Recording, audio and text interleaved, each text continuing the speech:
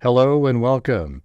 This is Grant Hughes of Grant Hughes Investigates on YouTube. This channel evaluates all aspects of true crime. As you are aware, videos and live streams in this genre often discuss elements of crime that may be disturbing to some viewers. If necessary, take the precautions needed to avoid these feelings.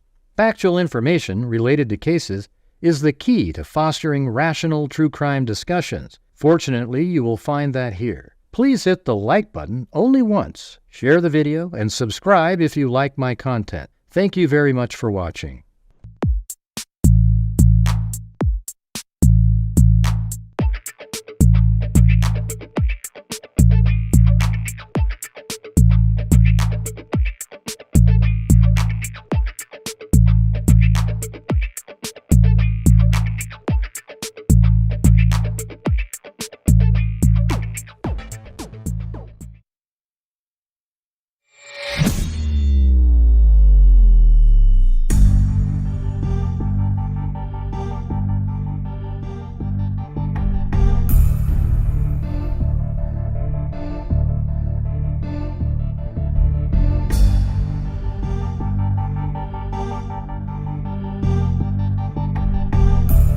Not sure where the dogs are.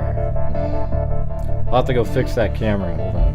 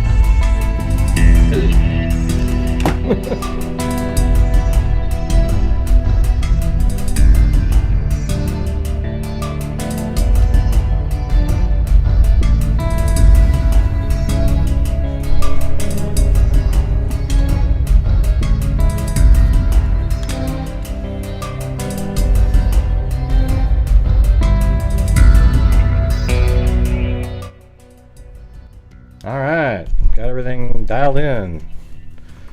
I don't know what happened to the camera there, but it wasn't on blue. But hey you guys, we're starting the new month now. So let's try to have a good night tonight and get moving forward on this year. Alright, this is the first night of the entire year. So let's see if we can do some damage. Make a good start so we're not struggling from the get-go of the month. Is that something we could do, perhaps? Alright.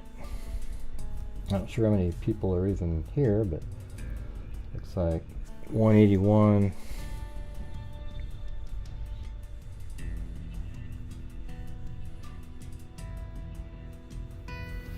Probably because his apartment complex was on a different campus, Sojourner. It was on Washington State University. Hey, thanks Kami and Patty Mills. We used to have a player on the Portland Trailblazers from Australia named Patty Mills. Yeah, I mean, why would somebody why does that bother you? I mean, what's weird is I get what when Sojourner's thing is what value does that have? You know what I mean? To think about something like that. Hey, Why didn't anyone in Kohberger's apartment complex report there was one in their parking lot? Just curious how no one took note of it. Who cares? You know, I mean, it's a different complex, right? And it's just, I mean, I don't mean to be, you know, mean or whatever. It's just a focus on things that actually can have a relevant meaning to a case. You know what I mean? Like something that's important.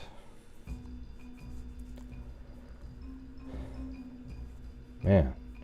Yeah, well, but also it's a different campus, right? So people are just kind of like, yeah. They're probably not as focused over there as the people on the University of Idaho campus. Isn't that obvious? I mean, I don't know.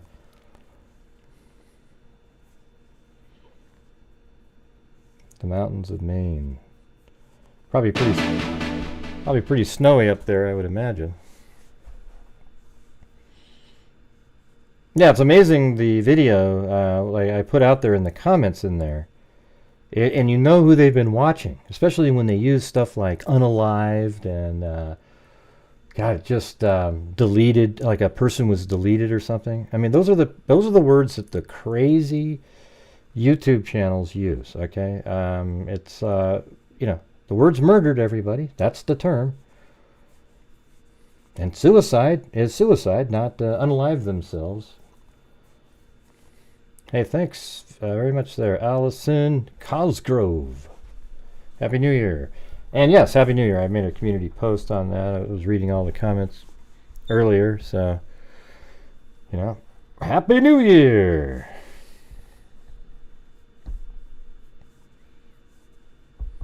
Yeah. So, I don't know, I was thinking it'd be kind of interesting. I want somebody to call in and try to sell how it's not, that it's not, what do you call it? There is no reasonable doubt. So the other side, that you have reasonable doubt. What's reasonable? It just, I can't understand what the reasonable part is. It's like looking for something that's fantastically unlikely and saying that's reasonable. Let's go.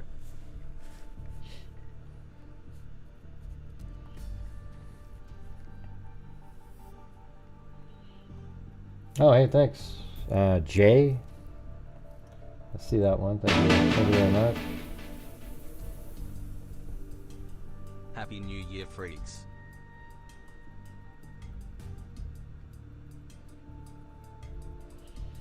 Let's see.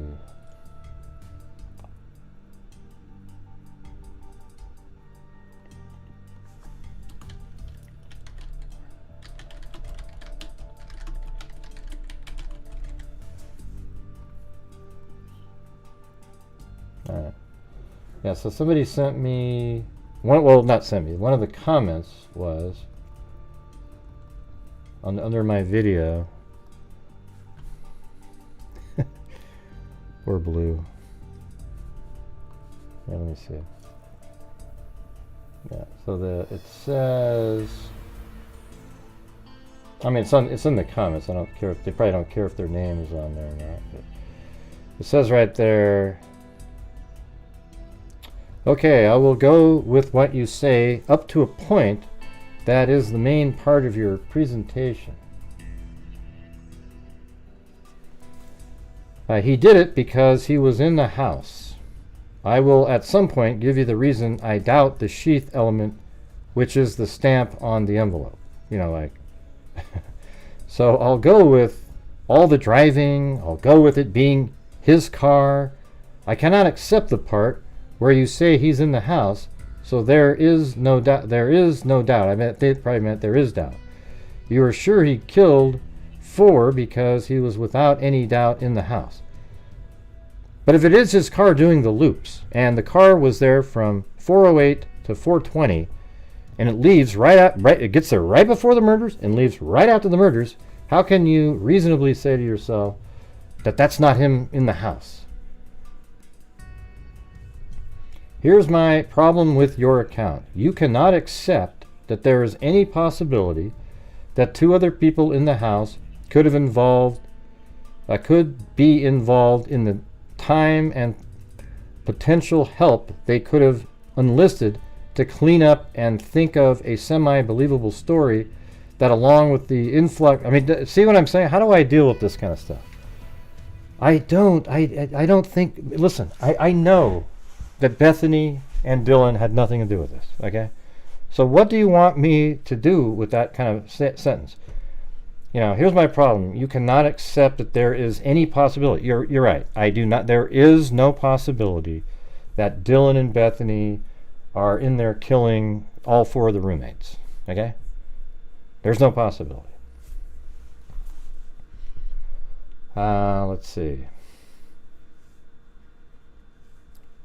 You cannot accept that there is any possibility that 2 people in the house could be involved, given the time and potential help they could have enlisted. And that's that 12-hour time frame, everybody. Ooh! So Dylan and Bethany were part of some planning and killing their roommates for absolutely no reason at all. And then went and got a bunch of help from a whole bunch of other students, and none of them has said a word since. Wow. That's amazing. Clean up and think of semi-believable story that, along with, they didn't have a story. The only thing she said was, this guy was wearing dark and he had bushy eyebrows. So then how come law enforcement came up, how come law enforcement found the person that had the bushy eyebrows and whose DNA matched the knife sheath and also was driving a white Elantra? Right? If you can't raise any suspicion regarding the 2 living occupants because they were in there, and that's not disputed, if on a jury you should have reasonable doubt just because of their presence. No, it's not. See, he's saying because they're in the house, there's reasonable doubt Brian Kohberger did it. It is not reasonable. It is not reasonable at all. My God, it's just absolutely crazy. So how did Bundy not be found innocent? There was tons of reasonable doubt when he killed the sorority girls, and there's a bunch of living sorority girls in there. I mean, they could have done it. I mean, why'd they blame Bundy, for God's sakes?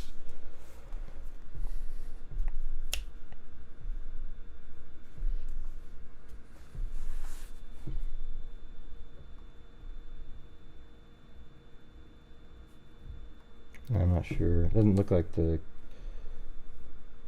Not sure if it's not connected or what's going on there. But I can tell you what we're at. The goal right now, we're at... Hey, thanks, Kami. Oh, it's on there. I guess the number is just not on there. How does that work? Yeah, so it is working. It just doesn't have the number is probably in white, so you can't see it. But you see the bar there. Yeah, we're going to have to open the freak bar. If you can't raise any... See, it's sort of like blaming me, like I'm not open-minded. You know, the thing is, when the case starts, I think of all the stuff, and then I immediately can eliminate things. You know, there was a time where I thought maybe a boyfriend had something to do with it. I didn't use his name, but I would say, like, hey, you know, those phone calls were strange. Maybe he was upset. It's still, you know, that was something like if you were starting over again, that would be the exact same thing I'd probably think too. You know, 231 or something to 240, they're trying, or 250, they're trying to call Kaylee's boyfriend over and over and over and over again, and then they switch over to Madison's phone and then back to Kaylee's phone, like, hey, you know, he's not answering mine, why don't you try? And almost like he's really upset. But it turns out he was just told, hey, don't answer, play hard to get. Yeah, so anyways, on here it says, if you can't raise any suspicion regarding the 2 living occupants because they were in there, and that's not disputed, if on a jury you should have reasonable doubt just because of their presence and opportunity. Brian's phone history and his video clips do put him nearby. If there wasn't another white Elantra in the area, that could confuse matters. Okay, so there's another white Elantra in the area missing its front license plate. Okay.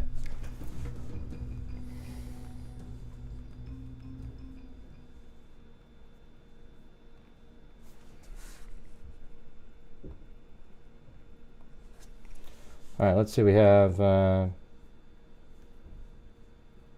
admitted they left. And by the way, Robert, you suck, and your not going to be able to comment ever again on the channel. Goodbye. All right. Have a good night.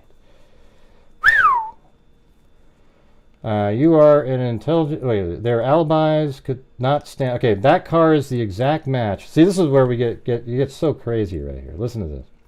Brian's phone history and the phone clips do put him nearby. Yeah, okay. Another aspect that raises my concern is the car the police allowed to be public from the garage camera. Does anybody know what that means? The car that police allowed to be public from the garage camera. What does that mean?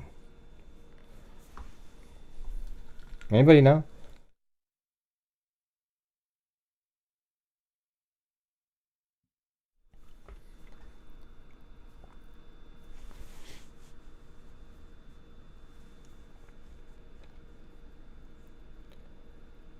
Oh, that doesn't say garage though, it says service station.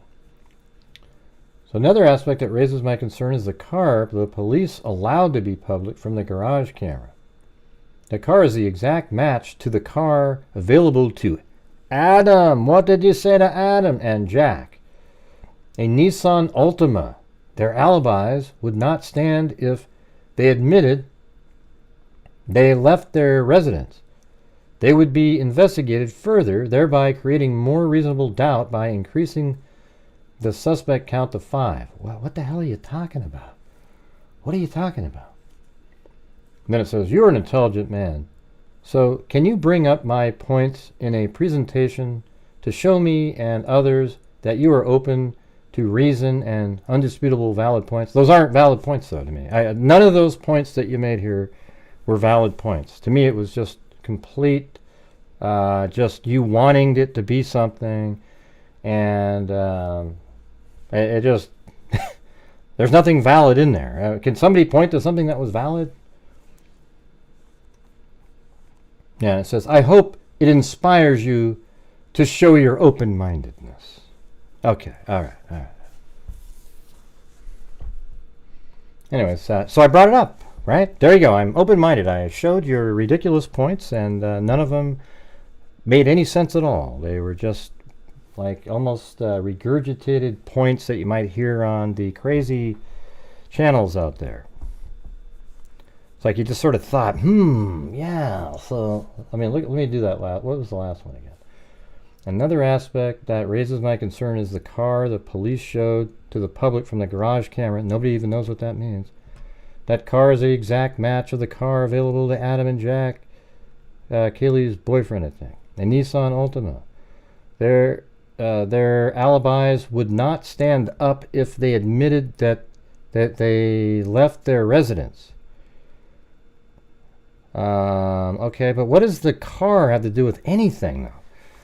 The white Elantra is the one that was doing the loops. I just don't. I don't really understand. See, what I need when somebody sends me an opposing point, to have it really be something valid. You know, like you can look at it and go, you know, that's interesting.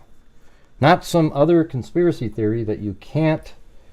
I mean, I don't even know if you call them conspiracy theories. They're just alternate theories that have no basis. Well, I mean, we could all sit here and come up with stuff like, well, how do we know that the killer didn't work at Burger King? And Kohberger went into Burger King and shook his hand, and then he grabbed a K-bar knife, and then it got deposited. Yeah, it's just, yeah, lots of things could happen. Sure. Thank you, Cheryl Bullock. All right, so what we're going to do is I'm going to have the phone open here where you can, I want people to call in that have these alternate theories, you know, the ones that they're just so sure. It's got to be this other thing. And there it is.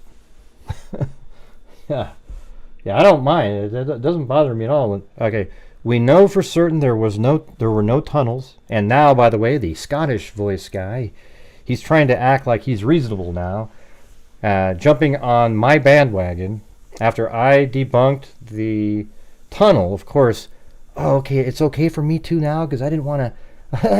I didn't want to against the other guy because my fans like him too. But I'm a just, it sucks. God, it sucks. People suck, man. Oh, Jesus. I wouldn't even say I have an alternate theories. I'm sure they have more evidence, but I still have questions at this point. Yep, here we go. Where is it? Where is it? Call in, man. I'm sure there's something that just doesn't add up.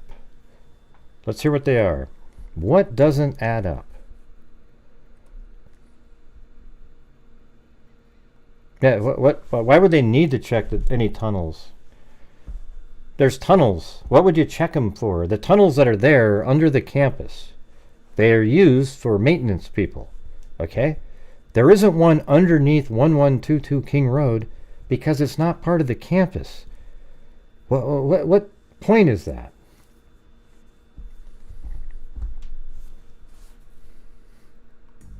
But we did come up with last night that the sewage system might be a way in.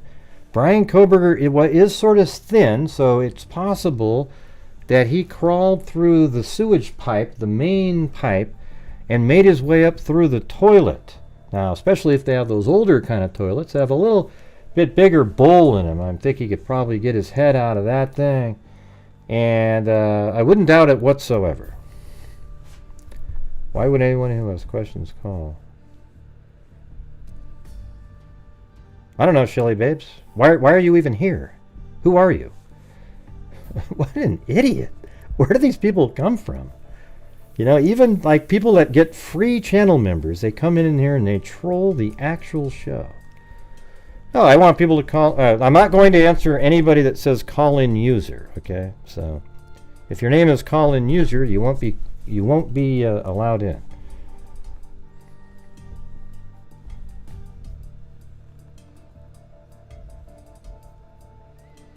Now every night, you know, it's weird. We get these channel members that pretend they're channel members, and I don't care if you pay, Shelly Babes. You sound like a total dipshit. Get out of here. Wow, what a dumbass comment. God, where do you come from?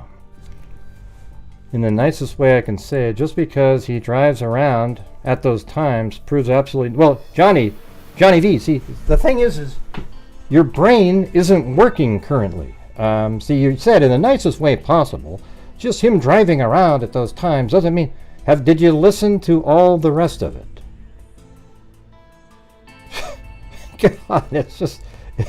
Listen, it's disrespectful how ludicrous your comment is. That's what's disrespectful.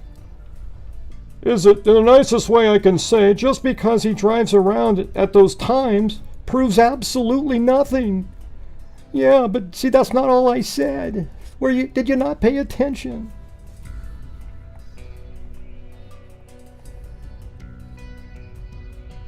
You think it was Ron Logan? Very well could have been.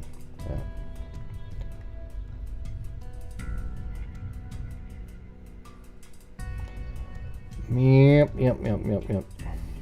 So what it is so people like Johnny exist. Sadly, scary that they're out there. So anyways, Kohberger admits to driving around late at night, driving around, doing different things, because he admits that he's seen on camera, so he needs to say, yeah, it's just me driving around. The only problem with that is it shows that Kohberger drove around right here inside of this red outline I have here, if you can see it, right inside that red outline, right inside of it, he was there from 4:08 to 4:20, right when the murders happened, right? And guess what? They found his DNA inside the house, too. No, we can't see it, Johnny V. All right. Maybe tomorrow, though, okay? You got 30 minutes. Just because you're crazy, you're just a troll. Anyways, let me get this, admit this person. 304, you're on. Hello, Gray. Hey, what's going on? I just wanted to call in and wanted to, I don't know everything about the case by no means, but I do try to keep up on it. And I do have some questions in regards to why I still feel that Kohberger needs to be considered innocent until everything comes out in the trial. Yeah, but that's just in the court of law. I don't need to say he's innocent. I think he's absolutely guilty as hell. Just like everybody thought OJ was guilty, just like everybody thought Brian Laundrie was guilty, just like everybody, it's just the way it is. Did you think Brian Laundrie was guilty when he was with Gabby Petito? I followed that case a little bit, and yes, it did appear at right, the very and when you were in groups and people, he was involved, yes. Right, and when you were in groups and people said, "Oh, that Brian Laundrie," did you go, "Hey, now let's wait till the trial. I think he could be"? You didn't, right? So in this case, it's different because I think there's people that actually, have something in the back of their mind that they think, "Oh my God, he might be innocent," so they don't like it when people say he did it. But I don't know what happened to our society in this case where it's just sort of, I don't know. I don't get it. But anyways, go ahead and just say what you were going to say, the point part of it. Oh, geez. Hold on 1 second. There's one of those avocados dancing. Just a second. I'll turn it off in a second, though.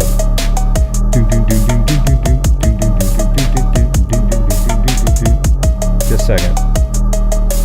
I'll turn it off after this one. I forgot to turn off the Streamlabs. And it'll be off in 3, 2. There you go. All right, go ahead. No problem.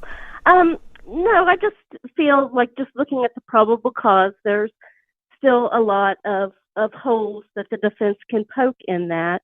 And I know you've been discussing the car, and correct me if I'm wrong, but when they originally said it was a 2011 to 2013, they said that they had pulled like 22,000 Hyundai Elantras between that was just registered in Idaho. And then if you expand it and go 14 to 16, I'm going to assume there's probably going to be another 22,000. Mm-hmm. And how many were white? How many were white? Well, white is the most popular color for a vehicle, so I would say probably more than 50%. Well, that doesn't mean it'd be 50%. If you had 10 colors, it might have more than the other percentages, but you're saying 50%. Almost as like you're trying to give more to that, right? Okay, well, let's say 25% if that makes you feel more comfortable. Sure. But that's just in that state. That's not even considering the states that are around. You have rental cars that, and people from out of state. Okay. I mean, even one of the roommates had a car that was out of state. I get what you're saying. Like, but they're Elantras, so some of them, there's some white ones, some not. And then you look at like how many of there's 25,000 people that live in Moscow, Idaho. So I would say maybe there's 500 in possibly white Elantras. Maybe I'd say like 200 white Elantras in Moscow, Idaho, a small little town where a lot of the people living there come from other places. So you've got, let's say you have 200 of them in there. And then out of those, how many don't have their front license plate? Because and then out of that, considering Moscow, you got to consider the others, and there's lots of reasons people, if the person was really being nefarious, they could take off both their license plates, or maybe they had damage and but he didn't though. It had one, the missing one. Like Brian Kohberger's vehicle only had a missing front license plate, so that matched his perfectly, right? And then Brian Kohberger himself says his alibi was because he knows he's on camera. He actually knows he's on one of the cameras that is seen, or he wouldn't have admitted that.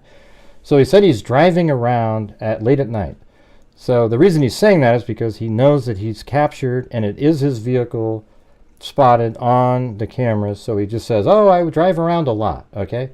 But we also know that that same vehicle drove back on behind King Road and drove back on 500 Queen Road back there and made 4 different passes, the exact same vehicle, missing the front license plate. And then it drove around, and then it parked at 408 right behind 1122 King Road.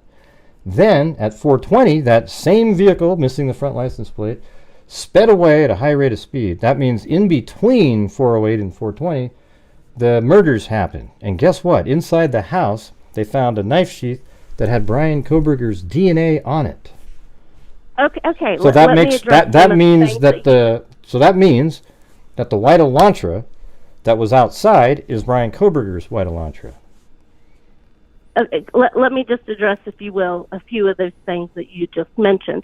Okay, I hope, that they have better camera footage of the vehicle than what has been released, because based on those grainy, poor quality and from a distance, you really can't tell what type of vehicle that is. And you really can't tell. Well, there's got to be something more identifying. Yeah, well, they actually have the 1112 King Road footage when it's doing its 3-point turn on King and Queen is going to be a crystal clear image, and they can tell what it is. That's why they even said it was that's why they said 2011 to 2013, but it turns out that he just didn't add the 14, 15, 16 in there, because there's even parts, I found it online in another video that I did, where they have parts that fit the 2011 to 2016 Elantra. So it's like, oh, okay, they're interchangeable.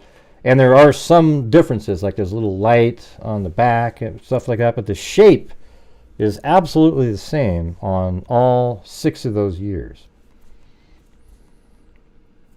Okay, and I give you that. Now let's hope that they have good surveillance footage that shows and that they can pinpoint the markings and show that this is a unique vehicle based on a bumper sticker or a weird hubcap on a wheel or something, because see, based on what has been released, you really can't. I know, but that's what's frustrating. So, like, even if I think there's people like you and other people that, like, if they showed a white Elantra and they could show, Jesus, that is a 2015 white Elantra with missing a front license plate, you would need to have a different kind of thing on the car to prove that it's his vehicle, and the mere fact that the DNA was in the house with a car matching his driving around doesn't mean anything.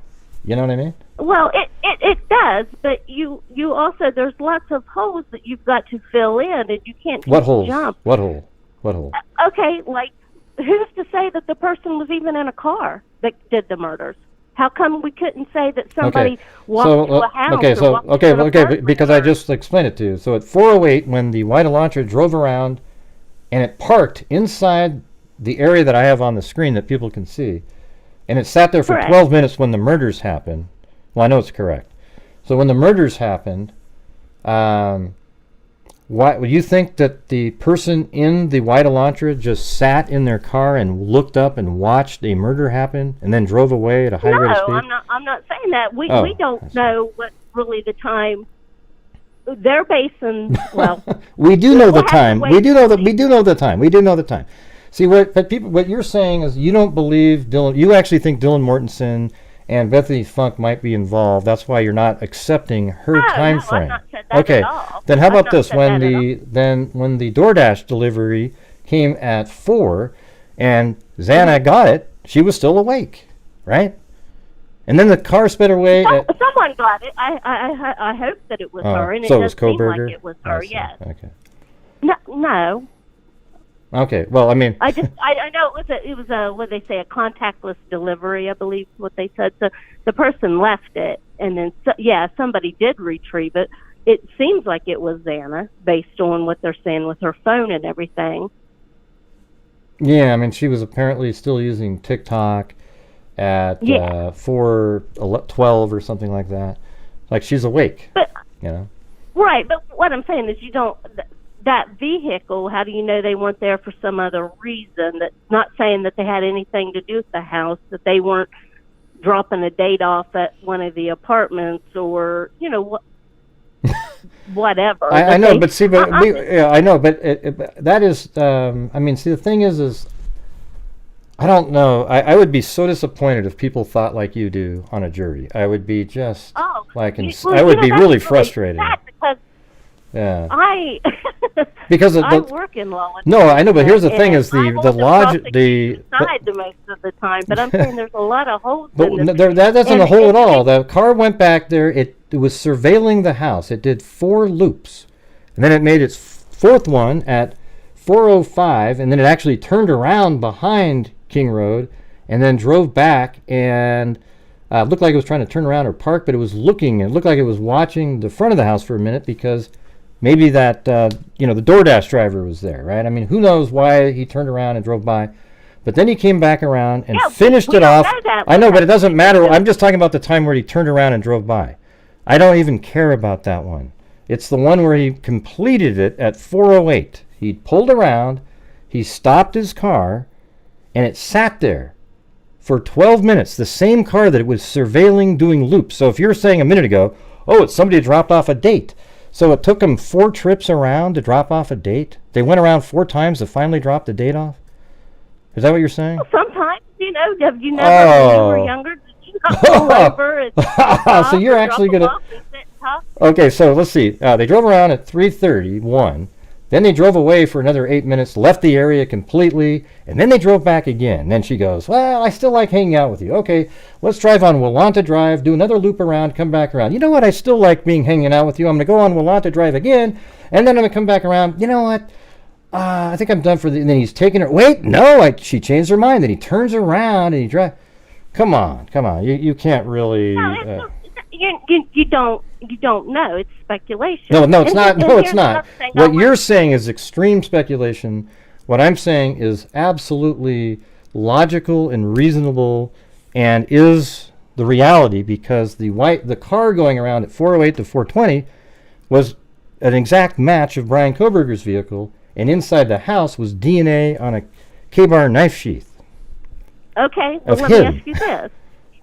What if that K-bar knife was not the murder weapon? What if it was a hatchet, or what if it was a butcher's knife, or something else? I mean, what if elephants had wings? They wouldn't be able to fly. You know what I'm saying? But we don't know that information yet, is all I'm saying. Yeah, we don't but explain know. this. So here's the thing: is Xana didn't have a K-bar knife sheath, so somehow it just ends up on the bed. So whoever put it there is likely involved. I mean, extremely likely involved in the murders. And they said it was a sharp object. Nobody ever said it was a hatchet or anything like that. And so, I don't know. I think you're really reaching when you're coming up with your rebuttals. I mean, because here's the thing. When I just explained to you a second ago about the dropping off as a date. No, the dropping off of the date. And you said, yeah, haven't you ever been on those dates where you know? That is just absurd, okay? You know for certain that my argument back to you was just shredded your statement, and you should have went, yeah, that's a good point, and moved on to something else. But instead, you tried to double down on it. It's ridiculous. No, okay? I'm listening to you, and I'm being very respectful to you. I'm just saying you need to think. It reminds me, did you ever hear the Angel Bumpus case where she was convicted because her fingerprints were on a piece of duct tape found at a murder scene? And now they're going back and they're looking at it because something tangible like that can easily be moved. And not saying that somebody's trying to frame him or anything, but we don't know how that knife sheath got there, or when it was there, or whose it was. But when you combine that with his phone heading away from Moscow, Idaho, in the 28 minutes after the murders, he's turned his phone on south, and there's 13 minutes of missing time in that time frame. But he headed away right after that and kept heading south. So they know he left Conestoga and then Palouse River Drive, and then he headed south after that. Okay? And his phone turns on because out in that area it's very hard to get around because it's so dark, and he went on these really crazy side roads. And that's when he turned his phone on. And it continued to ping as he's going through those weird areas, and then I think he turned it off again to drive up 195, because you don't need anything to drive up 195, but through those crazy roads. So how do you explain that? That is, he was in the area, he was literally driving around, and somehow his DNA got on a knife sheath, but you can't see how that is his.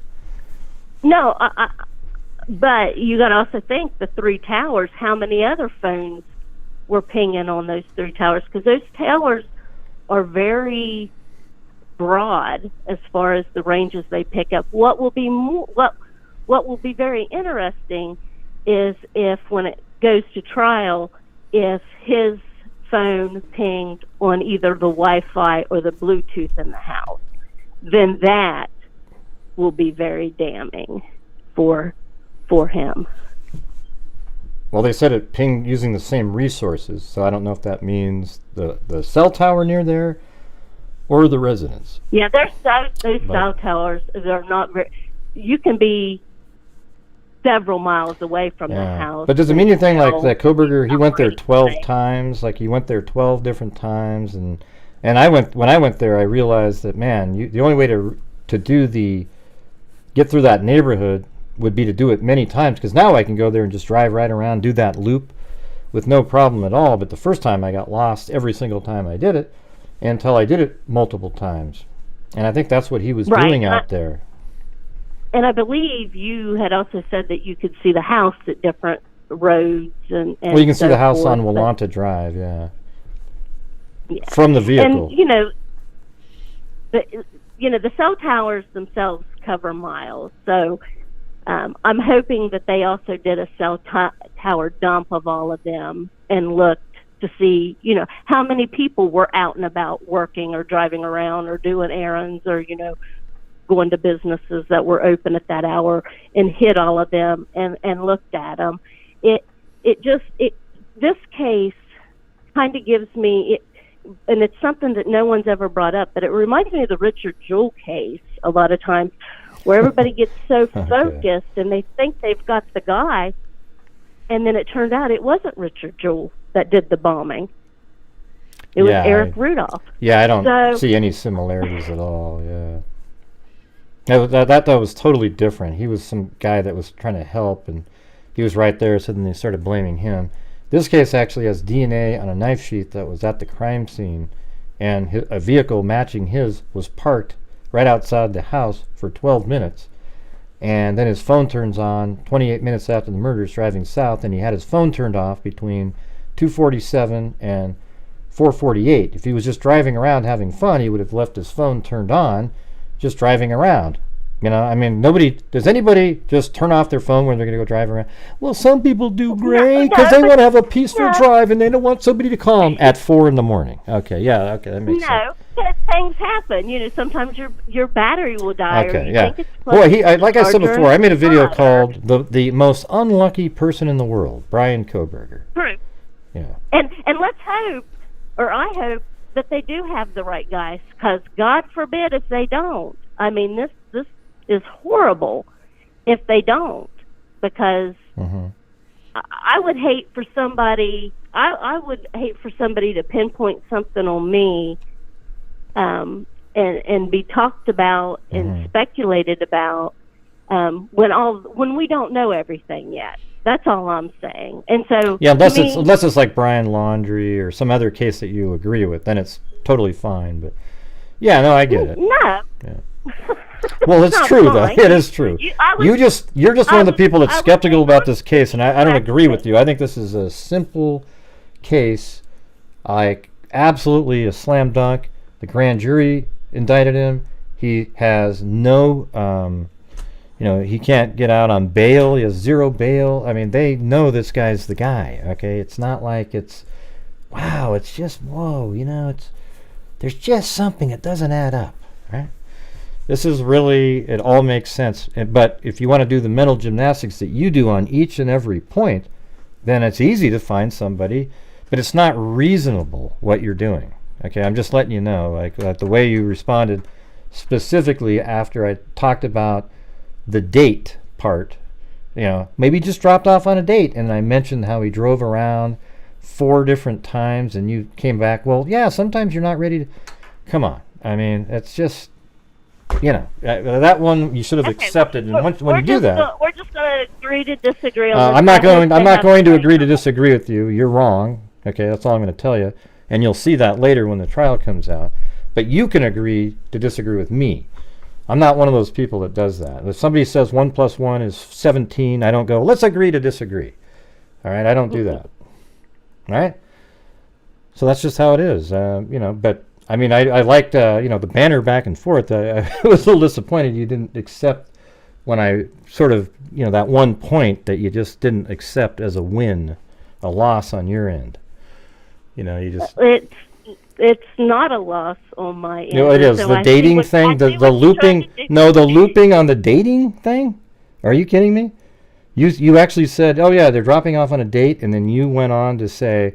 I said, well, yeah, but then you're going to go 4 different times. You're going to drive around with Launch to drive, and then come back around, and then take off again. And you go, yeah, haven't you been on those dates sometimes when you... I mean, come on. That's when you lose an argument, when you do something like that. I think you know that. All right. That's what you I thought it was fun, though. I thought it was fun. You want to be. No, I'm telling you, that's the one that, yeah. But okay, well, it'll be interesting. I hope that the case does go this summer. The way that I know there's speculation it'll either be this summer or possibly the following summer. But yeah, I'm interested to see watching the court case all play out, and I have no problems with saying that yep, they've got him. Once more evidence comes out, but.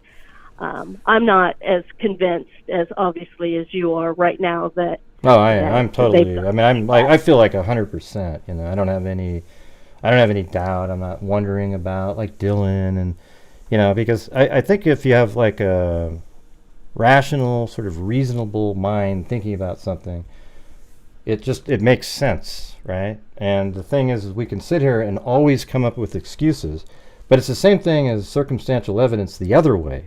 If you have to sit there and come up with unreasonable excuses for every single thing, then at a certain point when you start compounding each one of the unreasonable excuses for everything, it becomes absolutely unreasonable altogether. Don't you agree with that? I do agree with that, but I don't think any of I don't agree with you that my points are unreasonable at this point in time. Oh, okay, well... I think it's me having an open mind and seeing the holes and hoping that law enforcement does have additional information to fill in those gaps and to make the direct connections. Okay, yes, that is his car. Yes, somebody in the car did do the murder. Yes, here's the proof of it, so forth. That's just not got to that. With me, yeah, on this. So like I said, okay. I don't know it all at this point either. So, no, and that's cool though. I mean, I appreciate you calling in and stuff like that, and having these, alternate, theories, I guess you might call them. And yeah, I didn't go down any of the, not blaming the other surviving roommates, not any of these weird thinking they're being framed, that he's being framed by law enforcement, or that there's tunnels and the president and and all of that. I mean, but you've watched those, so I think they have had a little bit of an effect on you, though. No, I haven't watched them. I've heard people talk about them in other chat rooms or referring to them, but no, I've not.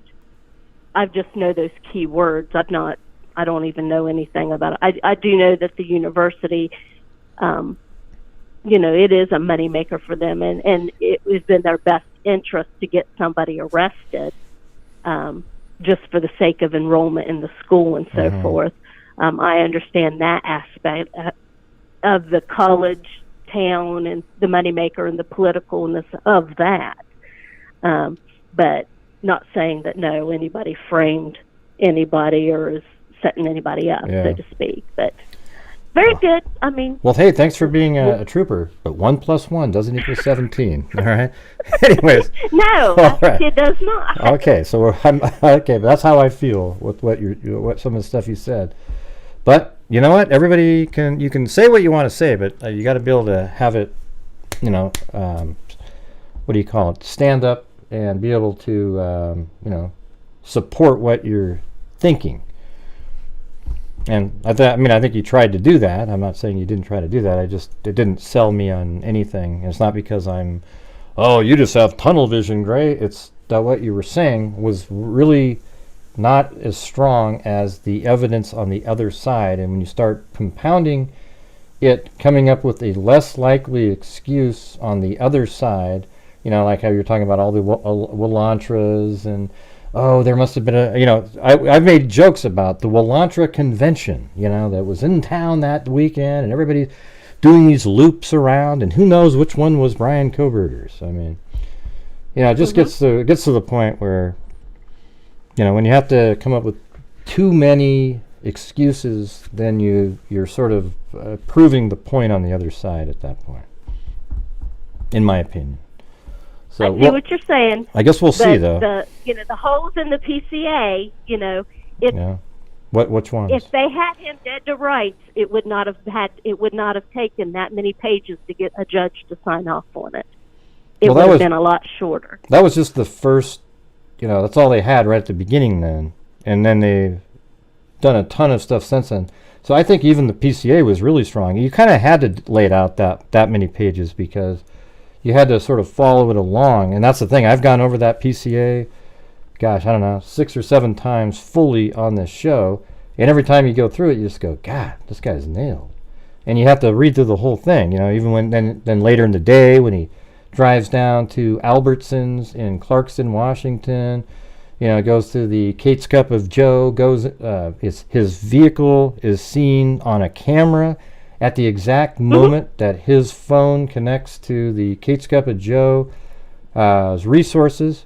And they use the word resources there, so it does make you wonder if Kohberger's phone connected to the Wi-Fi system in the 1122 King Road. But anyways, so after that, and then he goes to Albertsons, and then he gets out of his car. So now you've connected the same suspect vehicle to Brian Kohberger himself and his cell phone. Right. Yeah, on those other days, yes. No, the same day. It was the same day, yeah. Well, after. It was at noon. It's saying after the murders. Mm-hmm.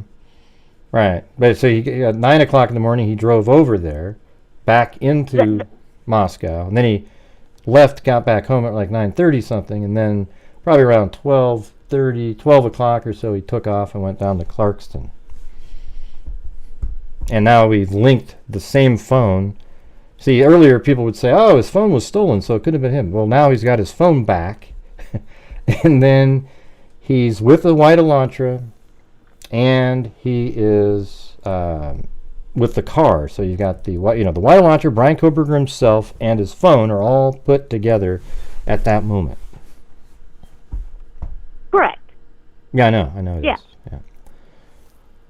Yeah, it'll be like I said, it'll be interesting to see when it all comes to court, to see what he bought at the store and to see what surveillance video they have of him outside and inside the store, and the different cameras tracking the car, the morning of the murders and then after coming back in and all that, to see exactly what they do have, because I think the PCA alluded to there were several cameras.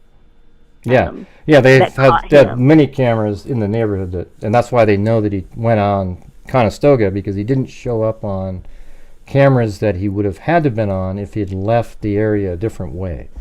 And I've seen the map. I was able to predict that early on, which way he went, because there's all the rest of them are dead ends out here. You get stuck out in the middle of the area, and down here, even a couple of these are dead ends, but only Conestoga heads out to Palouse River Drive out of the area. Yes. So there you go. Yeah, I remember you saying that there was only that he knew the way out, or if that car knew the way out. Hey, so what's your name again? Oh, Ginger. Ginger. Well, thanks for calling in. People want to know what your name is. Yeah, thanks. At least you're a good sport about it, I like that. Well, it just seems to, I just, you asked, and I said, well, I don't necessarily have these conspiracy theories, but I do have questions, and we'll see when trial comes. Hopefully my questions will be answered. They will be. I have faith. Very good. All right. Thank you, Greg. All right. See you later. Bye-bye. Well, thanks for calling in there, Ginger. Yeah. Wasn't trying to be mean or anything. I just, some of those arguments, though, about, well, maybe it was somebody being dropped off as a date. And I said, well, they drove around 4 times? Yeah, haven't you ever been on? Oh, come on.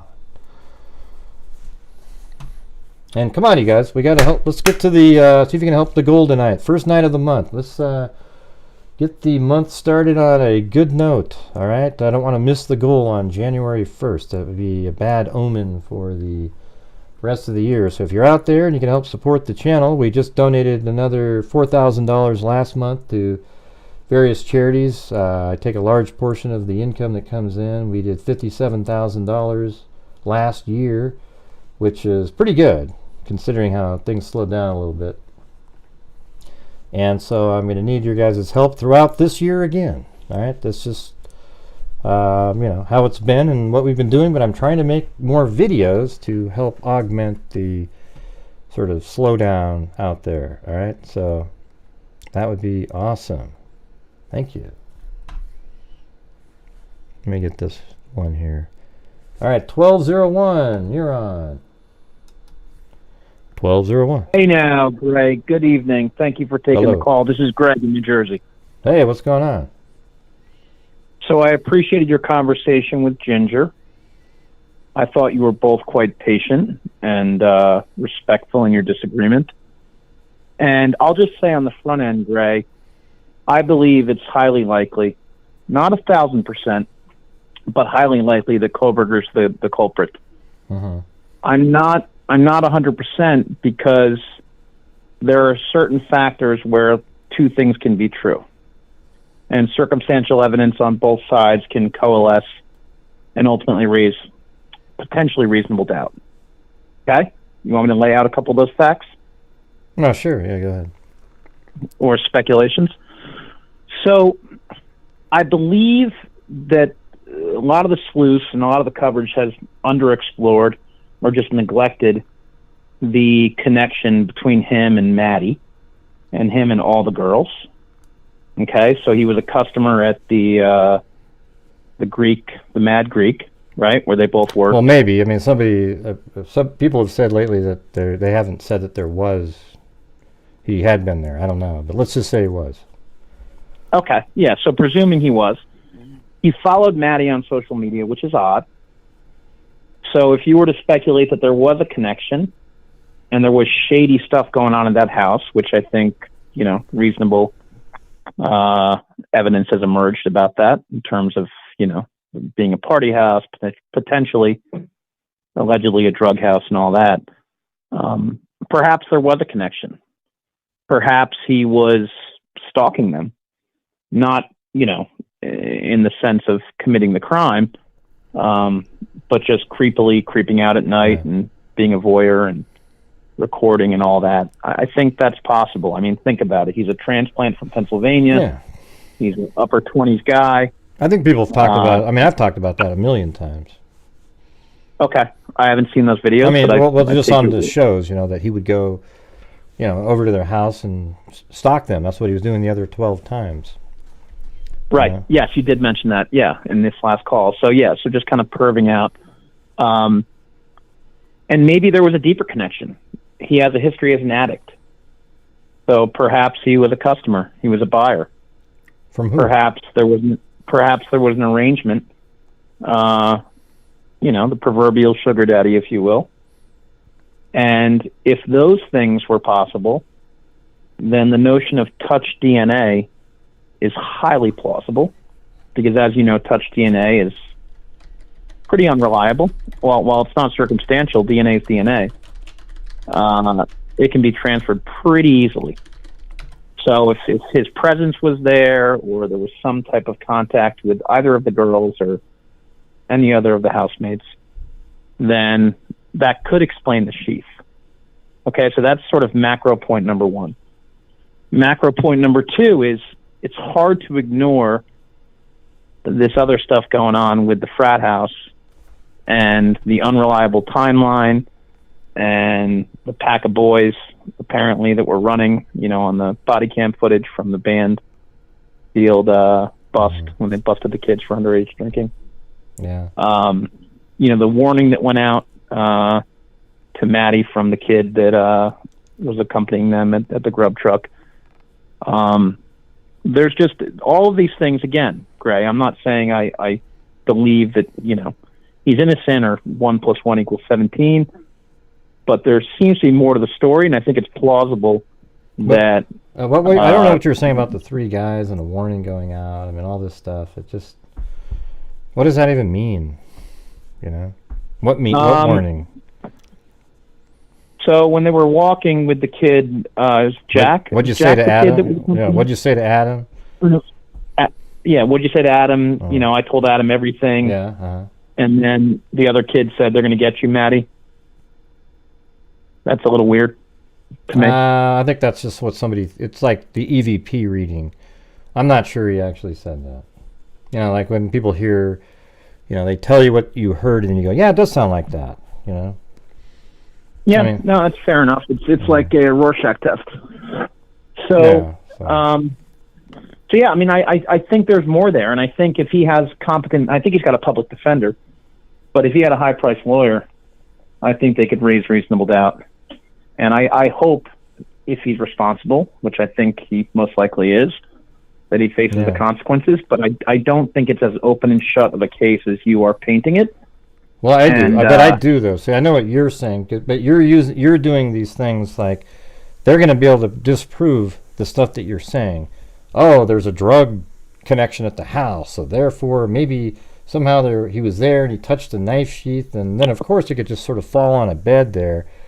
No, but look at the thing is that you got it's a snap on a K-bar knife sheath. The rest of it was clean, it sounds like. So how did he get on that snap?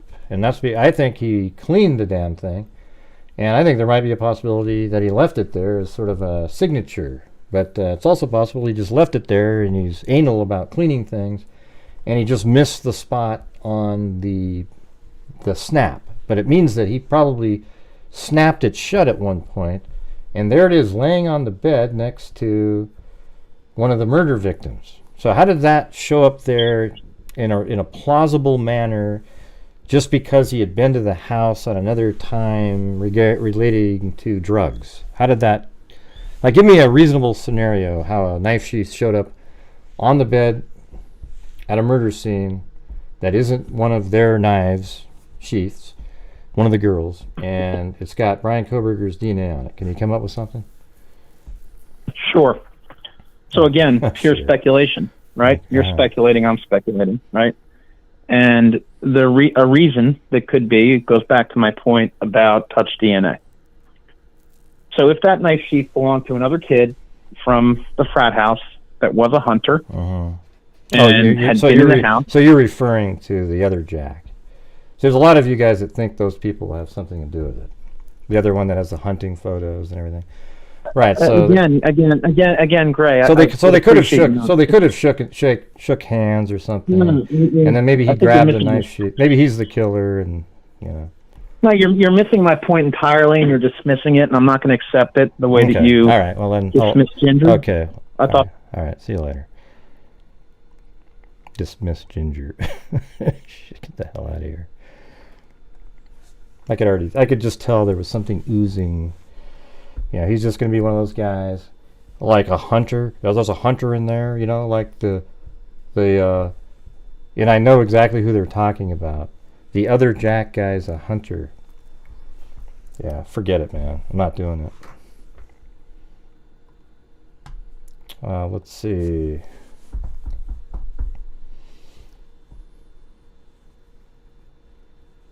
But hey, you guys, my public service announcement to help support the channel fell on deaf ears. All right, so let's get to the goal on the first night of the month, okay? Thank you. I want to start the year off good. Yeah, he's just... that's exactly... If you have something like literally reasonable, nothing that person was saying was reasonable. They think they are. I don't really know how to explain it to you, but can't you just tell when you're listening when something doesn't make sense? Oh, Jesus.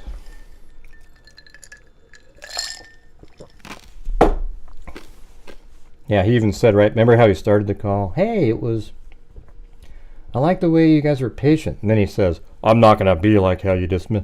Yeah, well, I'm going to dismiss. If you say something that I find ludicrous, I'm going to dismiss it. I could tell that you were immediately trying to associate it with the hunter, the guy that went hunting, who also had access maybe to the white car, a white car that you're talking about.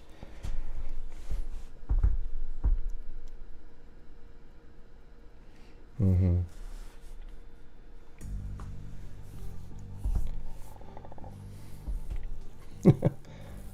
Well, 31 months.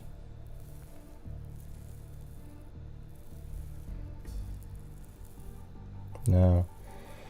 Well, anyways, I don't know how long this this might be one of those shorter shows again, you guys. I'm not going to do it.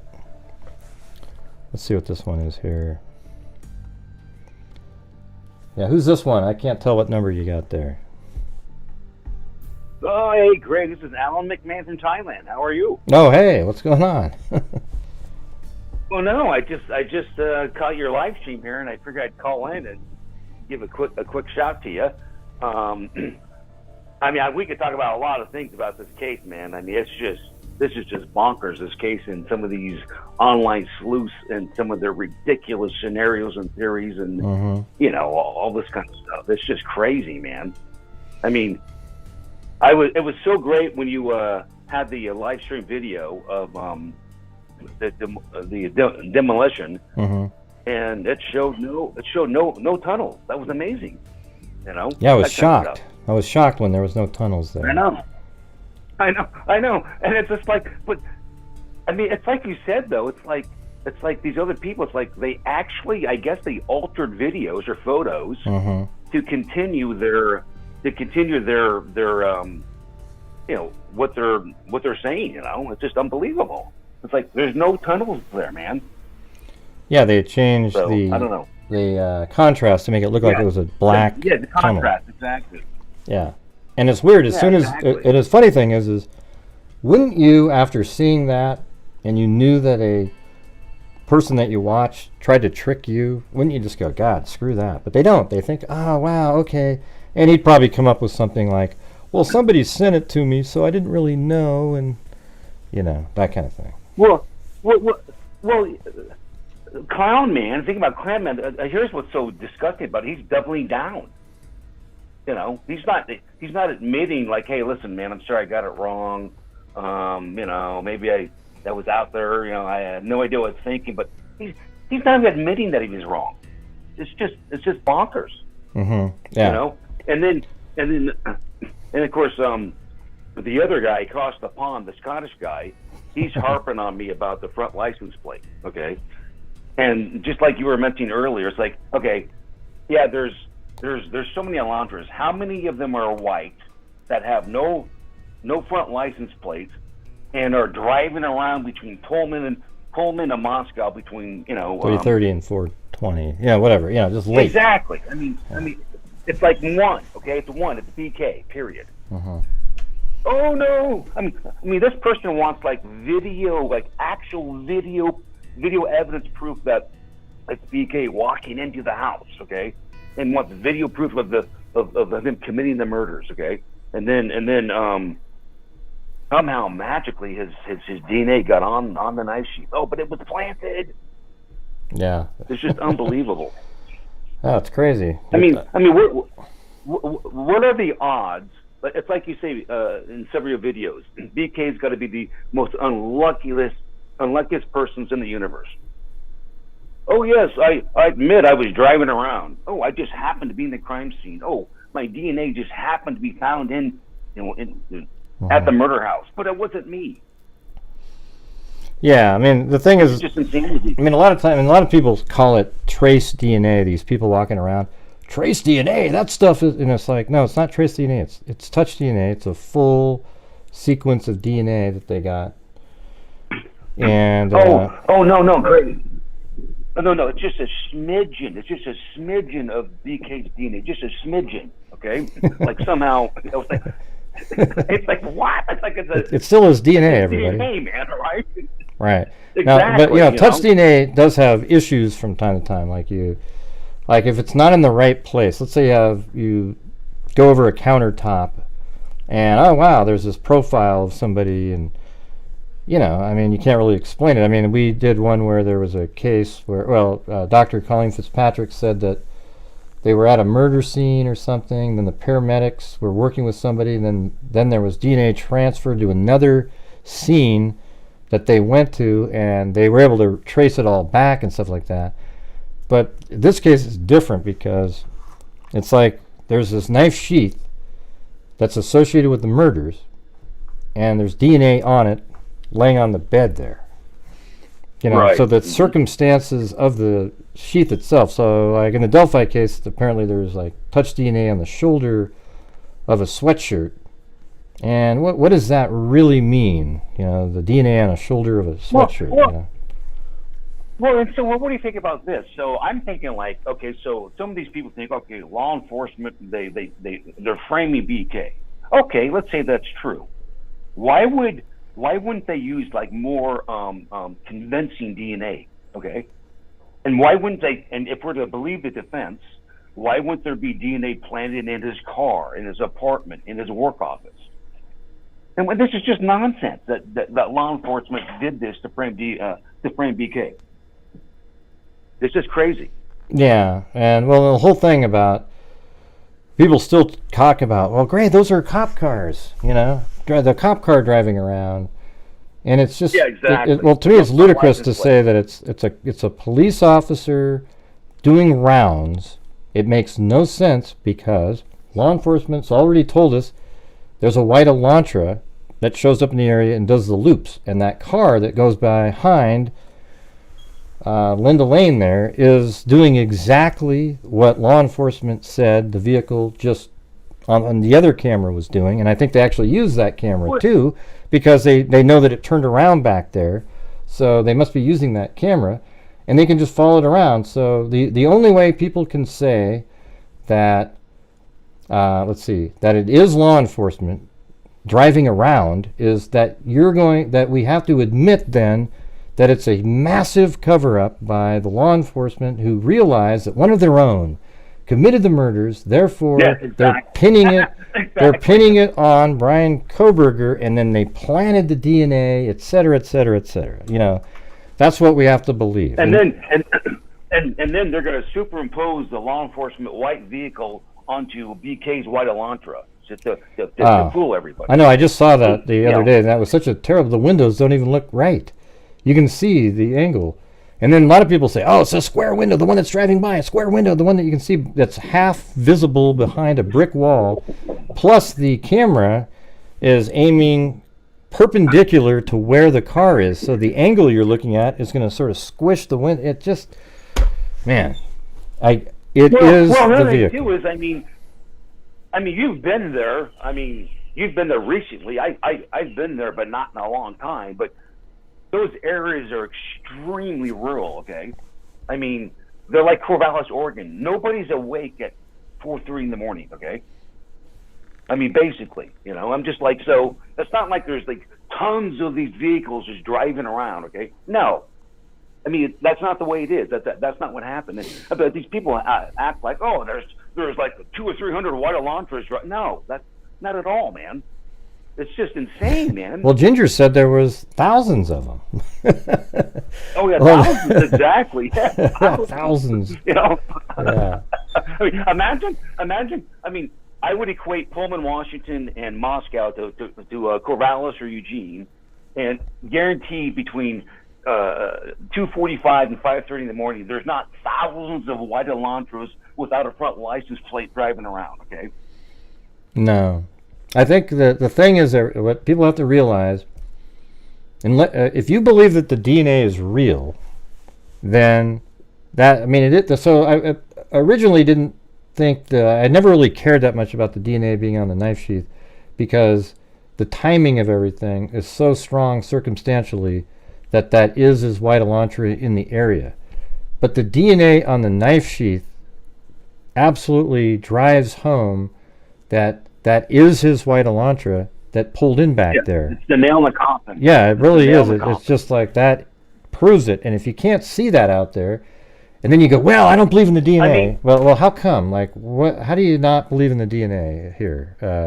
It's real. I mean, it's like you point out. First of all, in like your 9-minute video. Okay, first of all, the 9-minute video illustrates. Okay, that's way more than enough time to do this horrendous crime. Mm-hmm.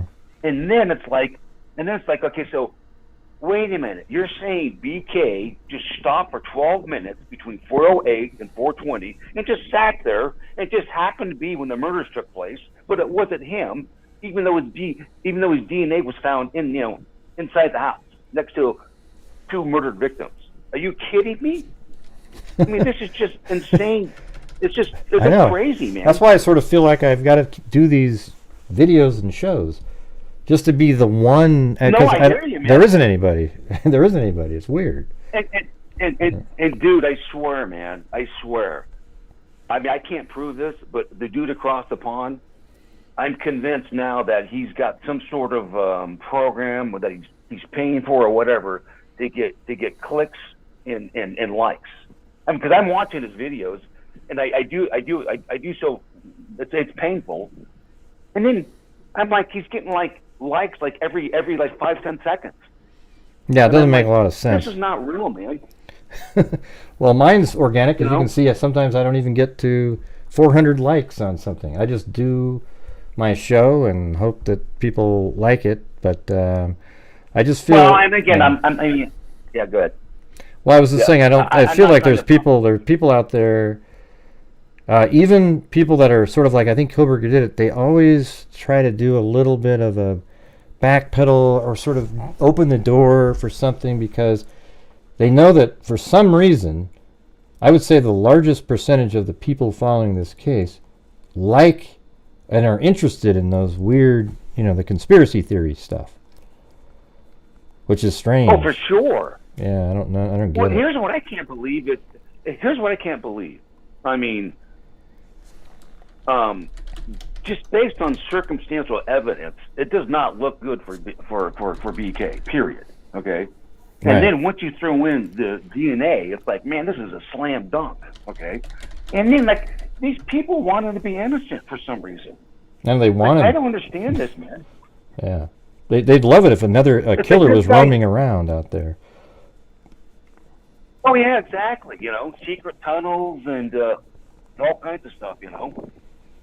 It's just amazing, man. It's like Yeah. in recent. I mean, put it this way: this is like the most slam dunk case since OJ, I think. Yeah.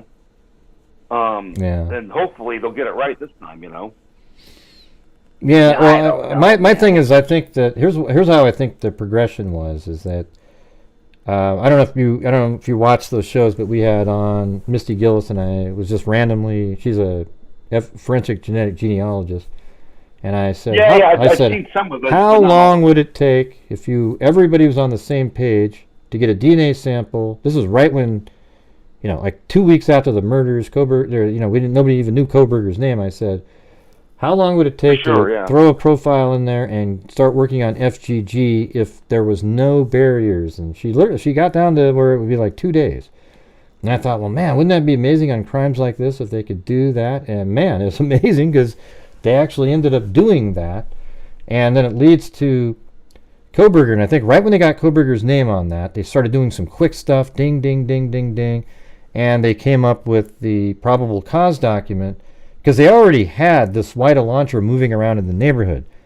They've already had it the whole time. And they finally were able to put it to a face. And they were just able to plug his name basically in there. And obviously after he was arrested, they probably got some phone information. They were able to get that really quick and then just load it in there. And they got the probable cause and he was arrested. Then after that, they just dove in, the FBI, everybody, and all of the search warrants and everything probably just absolutely nails him to the wall.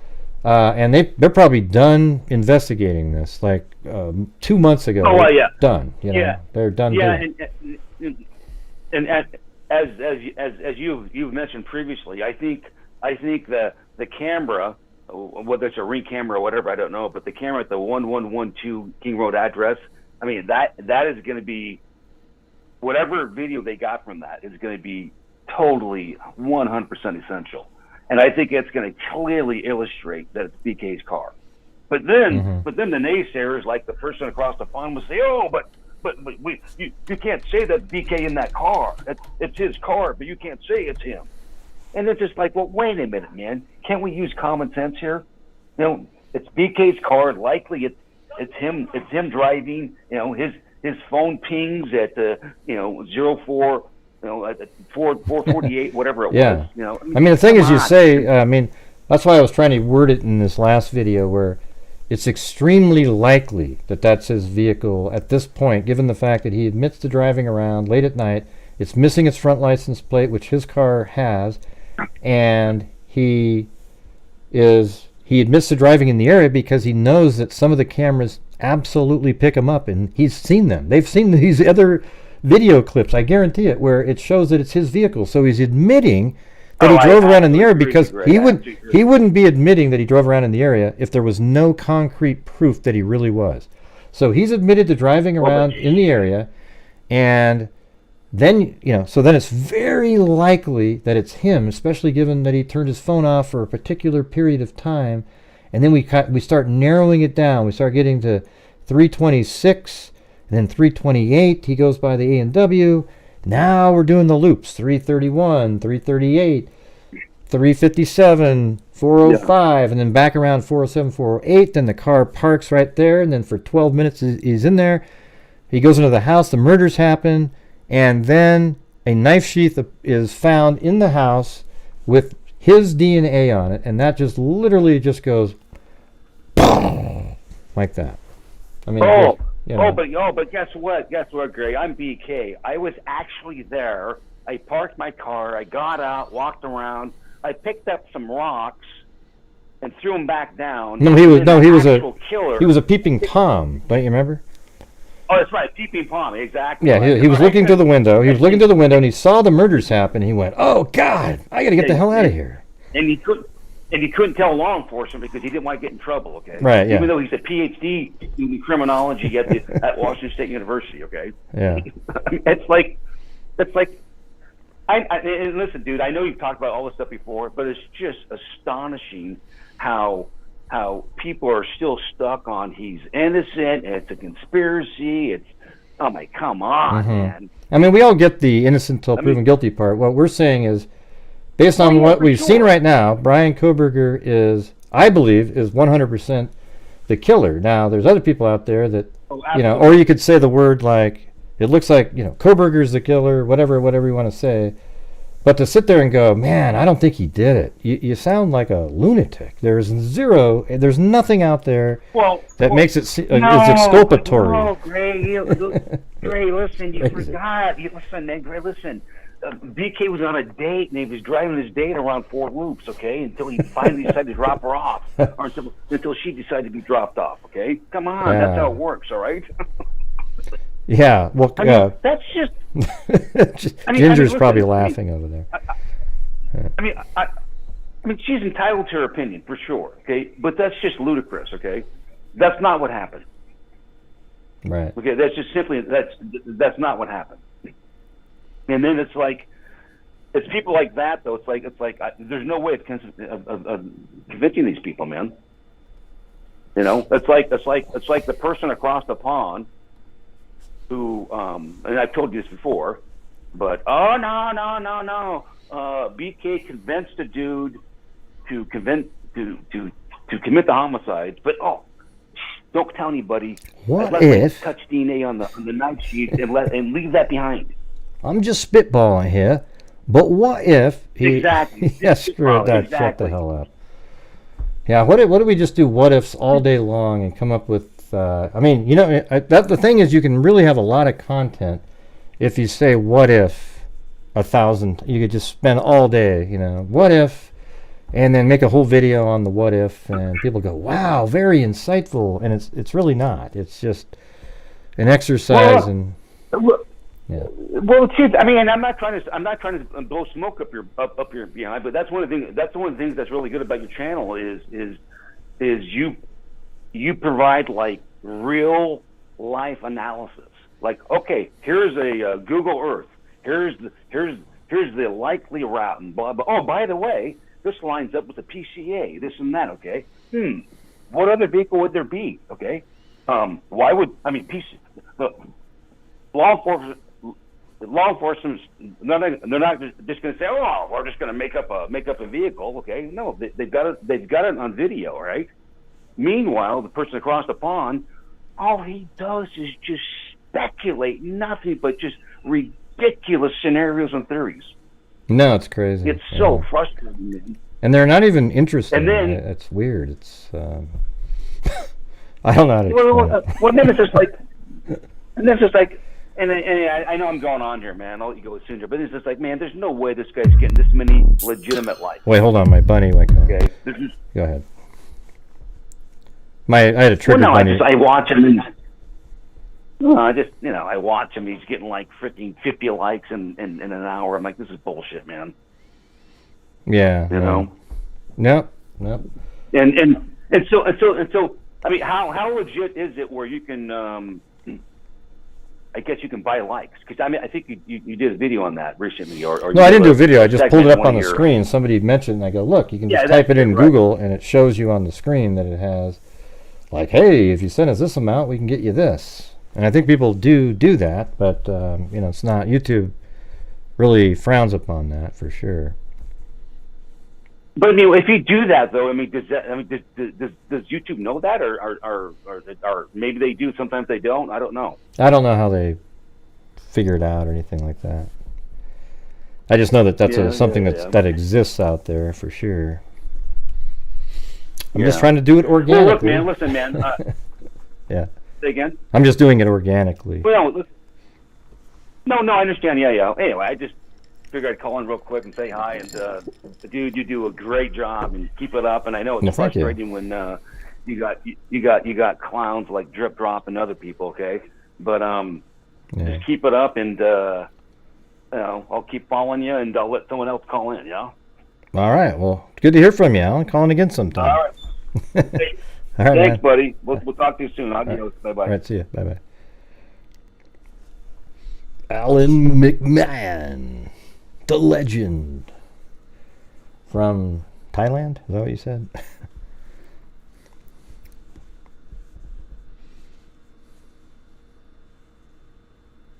Well, he is one. Anybody that entertains conspiracy theories and tries to, I don't know how to articulate that one, but anyways, well, I think we're at 72% of the first night of the year goal. It'd be great to get to it, you guys. I know we just had our donation night last night, but got to get the year started off with a bang here. Let's see. So all the lines are open. Who's going to call in next? Who's got a rational theory on like how Kohberger could be not guilty? And I don't mean not guilty. I mean, because that could be a court would find him not guilty, but he could have still done it. So I mean, like, that he isn't the person that was in the house in the white Elantra, and somehow that's not his phone. It must have been a carrier pigeon.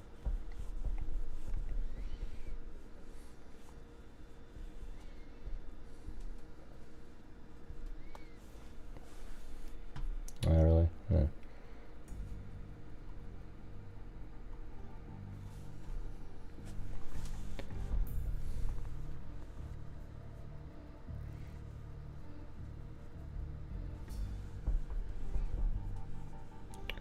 Yet no blood trail. That was BK's best luck that night. We don't know what there was, you guys. It could have just been that they didn't find a footprint, but there was blood all over the place. We don't have any idea. You know, we're just listening to a couple people's reports. So we haven't seen a damn thing.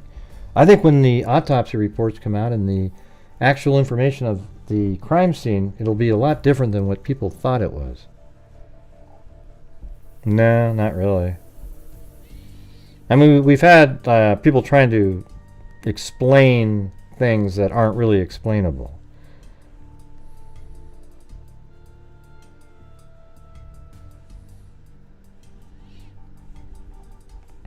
I mean, people want it to be Dylan and Bethany, and they try to use the 12 hours or whatever. It wasn't really 12 hours. It was 8 hours of time where they didn't call 911 or anything like that. And then somehow during that time, they were in there just cleaning up the crime scene. You don't think that the FBI and law enforcement would be able to absolutely go in there and just be able to tell something like that? I mean, these guys aren't freaking, you know, they aren't Kohbergers with a PhD student in criminology.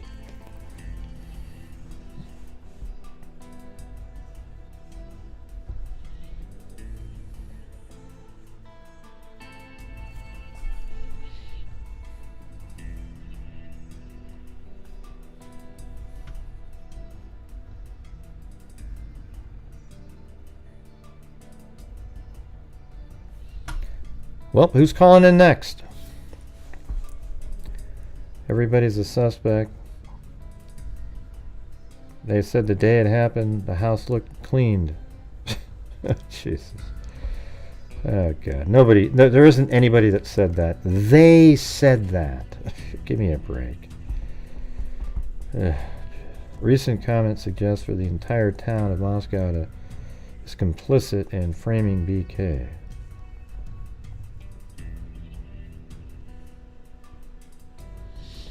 Yeah, it's definitely a long time, everybody. And so the thing is what I say often on here, in a lot of cases, not just this one, but especially, like you could say, when people ask about Bethany and Dylan, and they're wondering, man, why didn't they call for 8 hours? What's the point of knowing the answer to that? Especially if you do not believe they have anything to do with it. It's cool to know the answer, but it doesn't have any relevance to the case because they didn't have anything to do with it.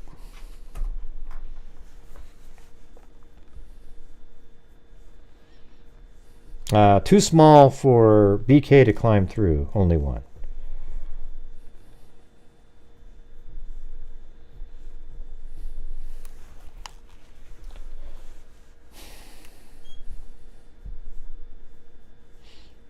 Alright, so I'm going to have to do my public service announcement one more time here. Alright, so on this channel, everybody, every single night, the freaks and people that are out there help support my channel. And that allows me to make an income on the channel. And then it also allows me to donate a huge portion of the money at the end of each month to various true crime related charities, including our scholarship fund and our DNA fund that we do. We also give a ton of money to Texas Equisearch a lot, and RAIN, etc. And this year, at the beginning of the year, I'm just going to start giving $500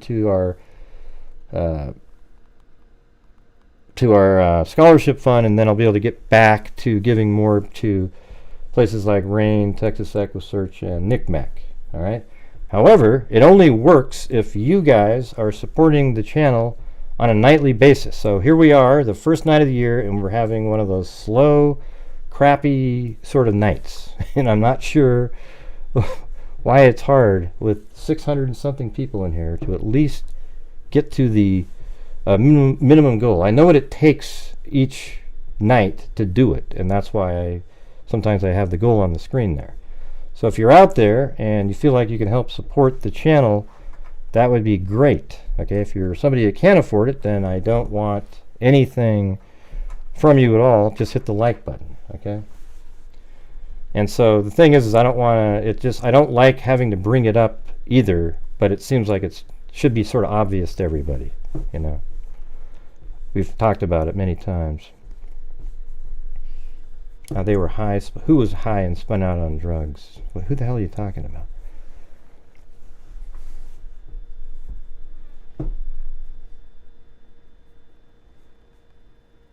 Huh? Jesus.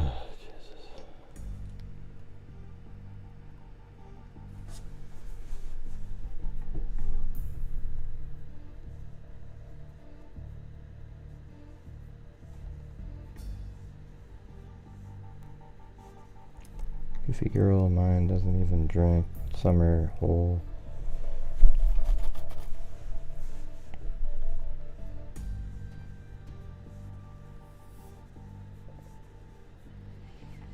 Well, I have to make this a short night. I can go work on something else. I'm here doing my show, and I can go work on another video. I'm getting to the point where I'm just going to be doing videos after a while. If I can get like 30,000 views, I won't be doing the live show anymore. It's just not. It's the struggle and the soul-crushing, hey everybody, if you could help support the channel, and not one soul jumps in. That's when it's like, oh God, Jesus. That's soul-crushing. Yeah, no, well, I gotta do what I gotta do, Pam, but, you can see, look at this right now, a night with 600 and something people watching, and you can't even get to it. That's brutal, Tough times. And you guys are the main source of the income. The ad revenue and channel memberships doesn't equal the show live super chat nights. Okay. Hey, thanks, Renee. Why did BK conveniently quit doing his nightly joy rides after the murders? Well, because he had nobody to go visit anymore. Renee, you nailed it there. And Christy Smith said, BK on camera everywhere around the scene. And by the way, I said that the other night, Renee, about how he never went back to visit again. BK on camera everywhere around the scene before and during, but nowhere on camera during the next door away. Huh? I don't know what that means. On camera during, then said away from the next door afterward, guilty as the day is long. During, let me see, VK on camera everywhere around scene before and during, but nowhere on camera during. I don't know. Maybe she followed up before and after, but not during. Yeah. I mean, he showed up just that day. He went back there at 9 in the morning, and then he never showed up there again. And it could be evidence that he accidentally left the knife sheath there. He didn't intentionally put it there, because he became concerned with DNA after that, and that's why he was at his home throwing, stuff in the neighbor's garbage can, wearing gloves. So there you go. Hey, thank you so much, Tumbleweed. And thank you up there to Lane Dune and Christy Smith and Renee. Let me see if I think I missed some people when I was talking. And then also Moon Lover, Salty, Nonsuch, you know they exist. Who's they? Kim DiMaggio, Kit Kat, Mrs. C, Cat Keep On, Kathy Bartlett, Taggy Girl, Live Free or Die, Claudia Neubauer, and then Lane up there, Axian, Gregory, Donahoe, Eugenie, and Calamity, Bane. Alright, so there we go.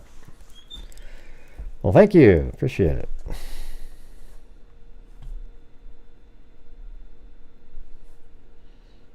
Maybe they were high. Maybe they were high as a kite by then. I packed my bags last night.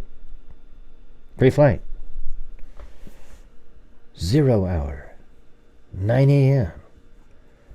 And I'm gonna be high as a kite by then.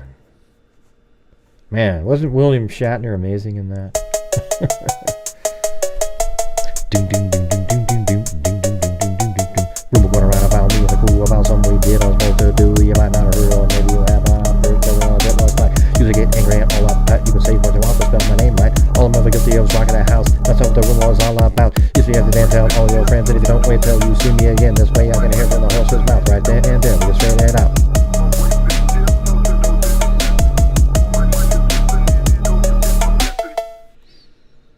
Yeah. Yeah, but don't you remember, you guys have seen the William Shatner version of Rocket Man, right? It's so bad. So bad, it's almost scary. All right, who's calling in, man? We got to get another caller in.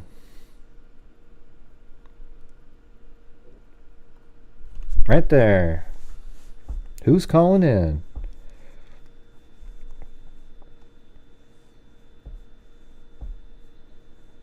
Thank you, Lisa L. Yeah, that's what tonight's for. You watch the video, boy, and hey, you know what you could do? Let me go through the comments. I won't show the... let's see if I can find something on there, though. Might be good topics.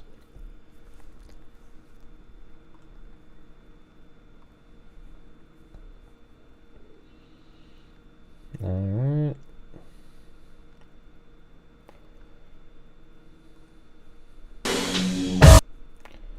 All right, so that video from earlier today has currently 8,600 views. That's pretty cool. It's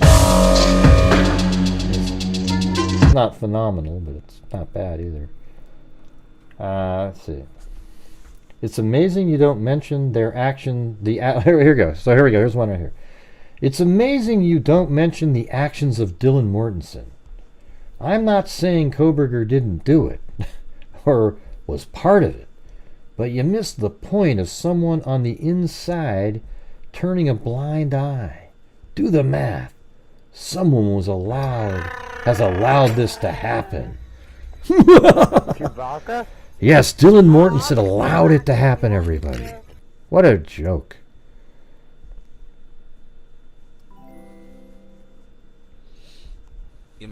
Well, I don't want to, Zozo, but man, if I'm going to put the time in, I got to keep, we got to keep on trucking here.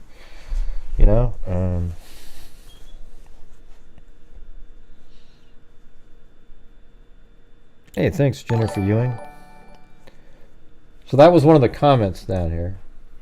The route you show has him driving through several blocks of homes and businesses in Genesee for a full mile. You're incorrect. Sorry. That's not what I have him doing. You guys watched the video, right? Right? You guys have seen it. We did it last night. I mean, do you guys want to see a little bit of it right now? Because I can open up the video. I'm working on it. I mean, hell, I can. If we're not going to get calls, I can just keep working on the video, and then you can check it out tomorrow.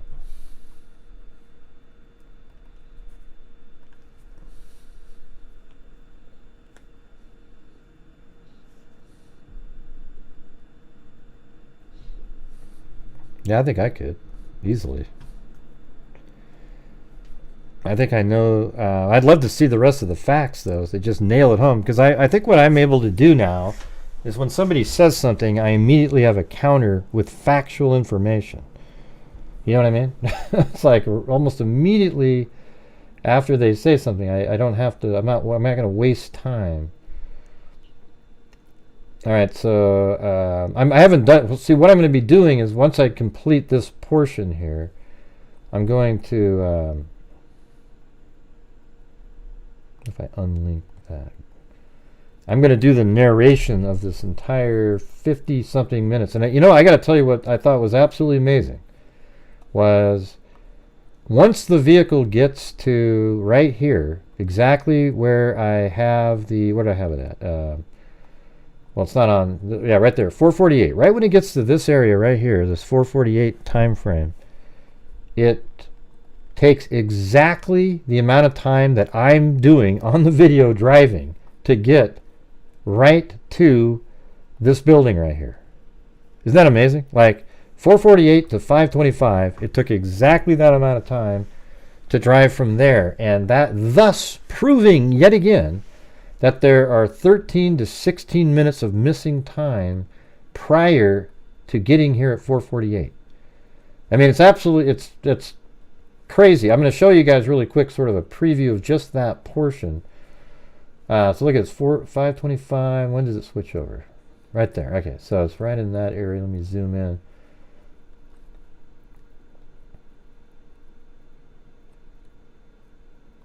Yeah, right here. So see how it's 3:32 on the time up in the upper left-hand corner? Let me get rid of this phone thing first. I'm going to get that phone call, though, in a second. Let me just turn that off. So see up in the upper, it says 4:32 right there, or you can't see it now. Let me go to the other screen, this one. You can see 4:32 and 24 seconds right there. Now watch this, though. That's the real time. That's actually what it took from the house to... let me get to the location here just a second. So it took from the house to get to, from 4:20 to 4:32. See right here, the red dot on the screen? Right there? That's where the vehicle is, right at that time at 4:32 and 17 seconds. But I have to change it to look at the time right now to 4:48. Right there, because that's when his phone pinged, and it matches perfectly the rest of the drive home. So do you get how, man, you got 4:32 to 4:48, and I had to take away 16 minutes there because that's when his phone pinged in that area. And that means there's 16 minutes of missing time, and it's really interesting to see it show up right on the screen. Hey, thanks, Wise Child. And also Tina Williams. Thank you so much. All right, let me get this phone call. All right, 479, you're on. Hello, who's this? This is Daphne. Okay, how's it going? I want to put a rest to this Dylan Mortensen crap. Well, I try to do it every day. It's just, to me, I don't know, you know. Hold on, I can't hear you. Oh, you can't hear me? What do you mean? Oh, you can't hear me right now? Okay. Yeah, you gotta, let me tell you something. You gotta turn off whatever you're listening. You gotta just use your phone to talk to me, not the radio or whatever you're doing in the background. Okay. Yeah, I didn't realize it was still playing. Mm-hmm. Okay, here's my deal with Dylan Mortensen. And I know you talked about the frozen thing and how that happened to you when you were young. Mm-hmm. But here's what I think. Realistically, if everybody puts themselves in that place, she's a freshman. She's not lived there that long, you know. Everybody's gone to bed. She's in her room. She hears a thump, thump, thump. She thinks it's Kaylee playing with her dog, but she looks out anyway, goes back in her room. Then she hears the whimpering, looks out again, and there he is. And she has no idea who the guy is, what he's doing there. So she probably did kind of freeze. And then she closed the door, and then she didn't hear anything else. So she's going to just go back to bed. It's 4 o'clock in the morning, and of course she doesn't wake up until noon. I mean, that makes the most sense to me because it's a party house. People are in and out of there all the time. Yeah. No, that's... So I don't know why people think it's so impossible, I think that she was... I think she was aware something bad might have happened, but she really didn't want to go look because she was petrified and wasn't sure what she should be doing and just sort of sat there frozen because she didn't want to. She didn't want to... Because here's the thing. Once you see something, it becomes real. And so it's like you probably just wanted to curl up in a ball and just hope it all kind of goes away. And in the morning, then it was time to, like, here comes the reality. It's coming, I don't think the reality hit her, though, then. Well, I mean later, like when when she called friends or whatever to come over. Yeah, but when she woke up, I'm just saying, when she saw him at 4, she just stood there till he passed by. She closed her door and locked it. Mm-hmm. And then she probably just went on to bed. I mean, who the hell is going to jump to the conclusion, oh, my God, I wonder if that guy just killed my 4 roommates? Yeah, and it doesn't sound like there was a lot of screaming or anything, because that would have been picked up on that 1112 King Road camera that picked up the whimpering and the dog sound. So it doesn't sound like there was a lot of screaming. So I think he surprised the victims, and they really didn't know what was going on, especially when you're drunk and something weird happens. It's shocking, kind of like you're just like, what's going on? And they just got killed quickly. I don't think it Yeah. even registered to them Right. what was really happening. I think Yeah. they like maybe for a moment they realized like Kaylee and Xana looked like they apparently have defensive wounds, so maybe just instinctively they tried to, but they didn't scream. And by the way, not every woman screams at the top of their lungs, and Right. like everybody, it's sort of like right out of a movie, everybody thinks that people scream all the No, time. I think that I don't think they scream. I don't think they realized. It takes a minute to register what's happening when you're awoken from a sleep. Now, with Xana the exception, but when you're awakened from a sleep, it takes you a minute to realize what's happening. I think by the time, I think their adrenaline went up. They didn't know what was happening, and that was it. And he was, that was all. I just think that none of them, except maybe Xana, knew what was happening. Yeah, I mean, because he came back down to her. Yeah, and it seems like, and that was like she was awake. She just got the DoorDash, and it seems like what happened up with like Madison got attacked and killed, like pretty quickly with some blows, and then Kaylee probably tried to get up and like, what's going on? And then she tried to fight, and she got more attacks. So a lot of people are associating with she got more stab wounds than other people as being that she was the target, but I think it was more that she was combating him, and that's why she got stabbed more. I mean, my opinion sort of changed. I know I don't really know, to be honest with you, but it sort of feels like Madison's the target now, but I used to always think that the first people attacked was Xana and Ethan, and then I kind of still think that. Yeah, and then went upstairs. It's hard for me to get completely away from that because of that comment about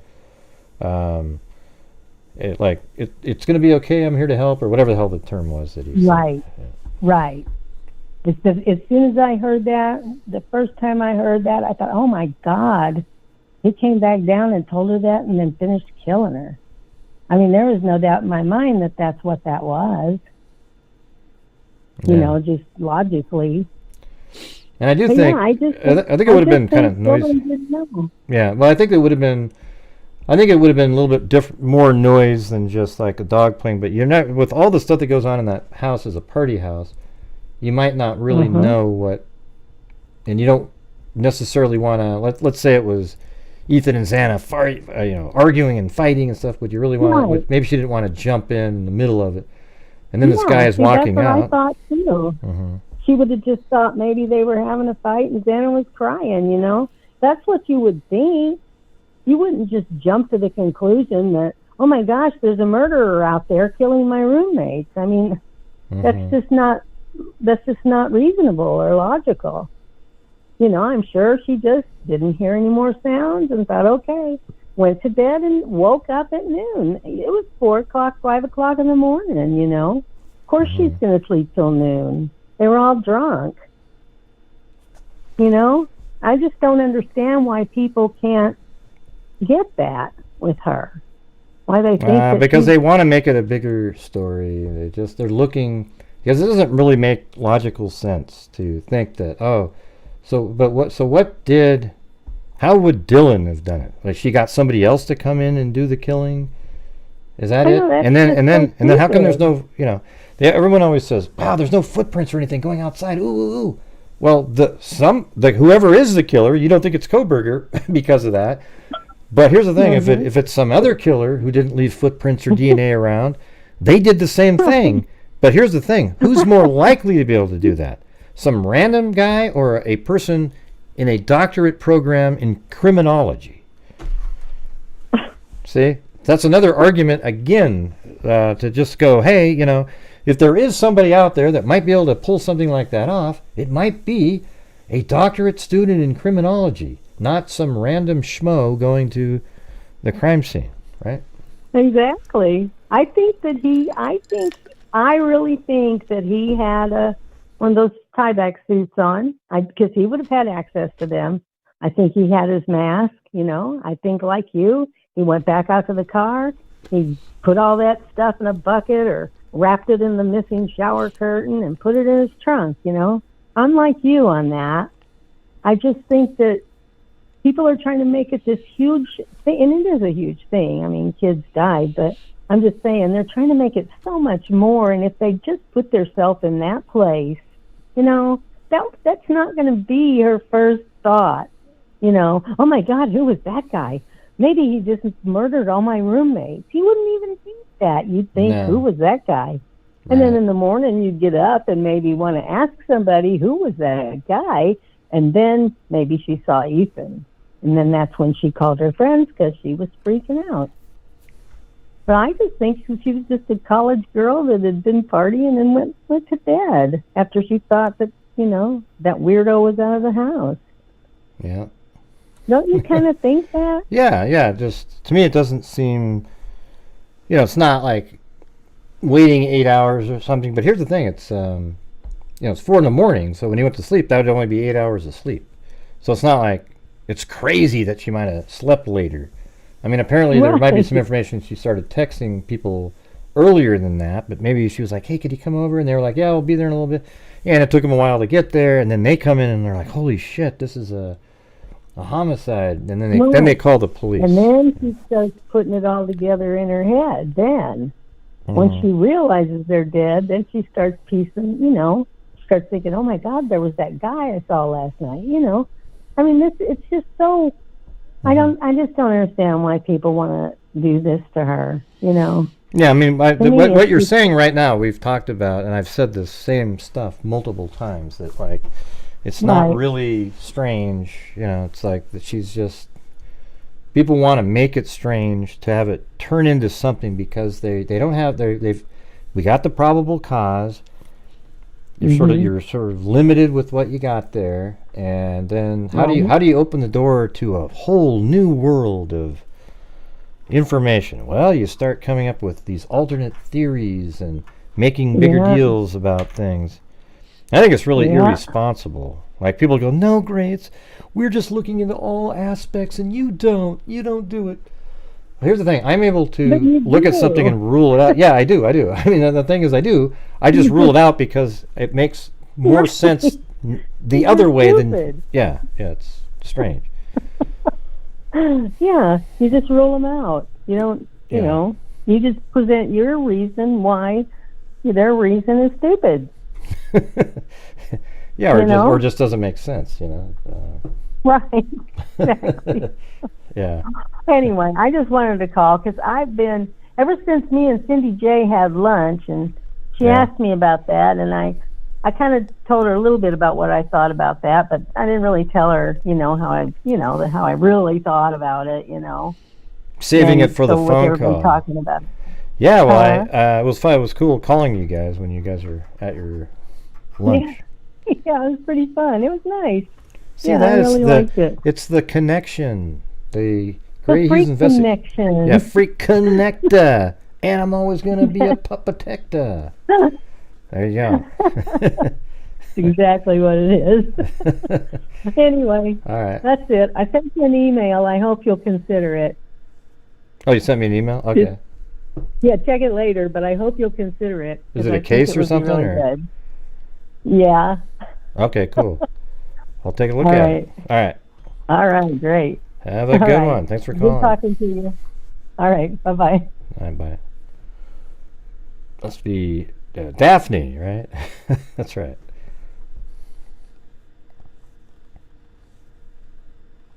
I know it's not Daphne, Cindy.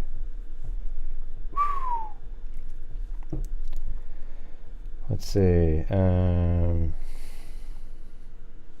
Well, no. Oh, is that the same one, or is that a different one? All right, 603, you're on. Hello. Yep, I can hear you. Hey, what's going on? It's Derek.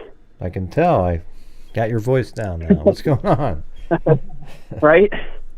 Not too much, man. So I definitely think 100% that BK is innocent. There's no way. And anybody who thinks it is crazy. Yeah, look, it's not April yet, okay, man? No. You know me too well. I couldn't believe that meatball that called in like an hour ago. What an idiot. Well, I don't know if he might just believe what he thinks. I don't know, but I just didn't. I mean, he was fine all the way till the end. Well, he was one of those troll type people. Like, he's so wise, and everybody else is just dumb. And I got it all figured out. And then as soon as you challenge him on something, he starts going, "I'm not going to allow you to." Shut up, man. Right. Nobody Once cares, he started becoming disrespectful, it was like, all right. Yeah. As soon as he believed I was being disrespectful, or he wanted to make it look like I was. And right before that, he told me how great I was on the first call, and then all of a sudden, I'm not going to allow you. I'm always leery of almost every guy that calls in. I'm leery of almost every guy. And it's because of the past. That's the truth. Exactly. Yeah. Exactly. I can't believe there's actually people who think he's innocent. I mean, I guess, technically he's innocent, but I mean, it's okay for people to say, I think he's guilty.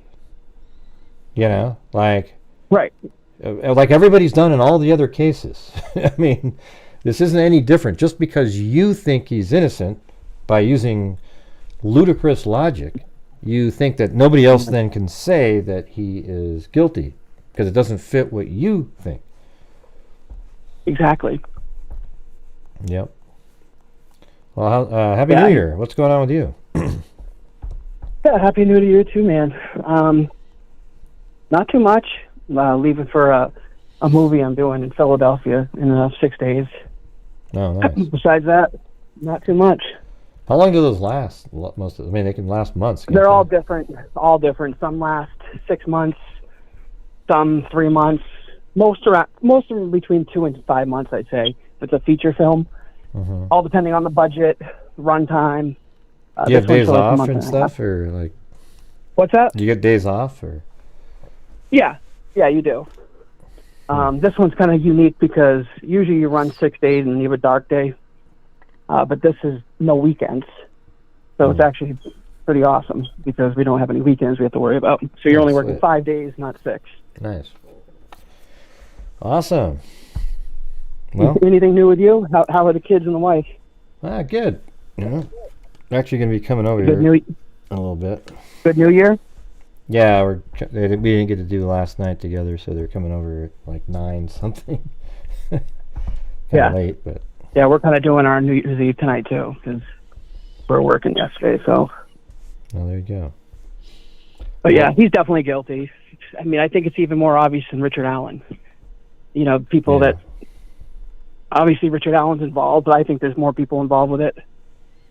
But he's definitely... I mean, come on. He'd have to be the most unlucky guy in the world, like you say. I don't believe in coincidences like that. Right.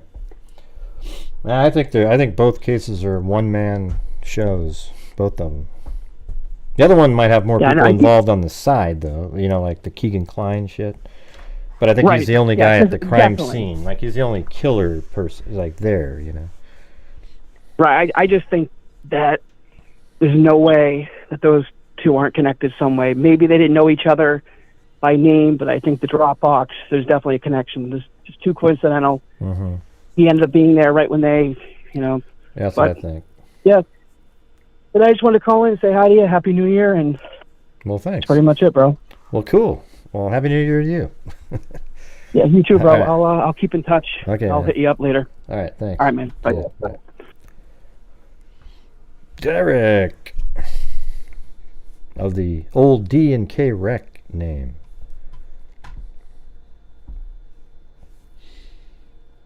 Yeah, so what do you guys think about what I was just showing you a minute ago? When you look at this portion right here, see, this is regular speed the car drove down this dark, just down Highway 95. And then right here, I had to shift it over to 448 because that's where his phone pinged. And then the car perfectly timed all the way to Johnson Avenue where his vehicle is seen at 525. Driving, it's just absolutely incredible, right? So that means prior to getting to 448, there is 16 minutes of time where the car was somewhere else and likely isn't really on that perfect, Highway 95 route unless he just stopped on the side of the road for 16 minutes. That'd be pretty crazy, though, wouldn't it?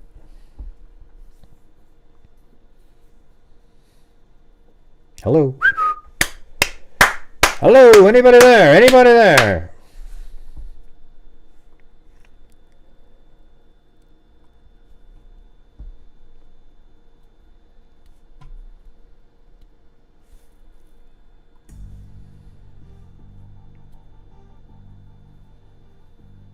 Not one comment related to what I just said. That's just, does anybody pay attention, or are you just reading the other people's chats? You know, it's like, come on, you guys. So I'm gonna go. This is what it looks like on the road that when you cut over. So here it is. You keep driving down a little bit, and then I still haven't mapped it out on here. Yeah, I'm sure you did, Jessica. I'm sure you did. And so this is what it looks like, even though somebody in the comments said, oh, he drove right through houses. I mean, you're full of crap, okay? This entire route here has almost nobody. Look at this. I'm going to go through it quick, and you can look at it. Look. There's a house here and there. I mean, you guys looking at this? Look at this. Ding, ding, ding, ding, ding, ding, ding. A couple times I turned around wrong way, so I had to put an arrow after I turned around and drove back. It's not a smooth turn. It's just... But look at this. Nothing. A couple little places. And now we're on Highway 195 heading back. And look at the clock at the top here. Look at this.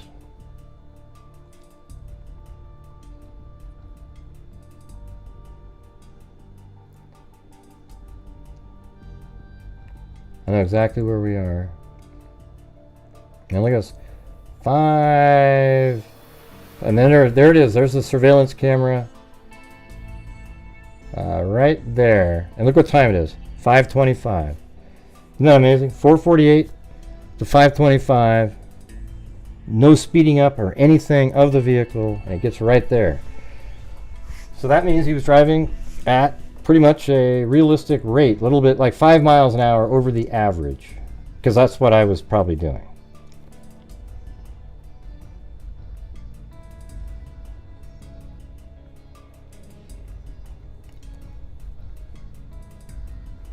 Man, it's pretty wild, isn't it? Look at that.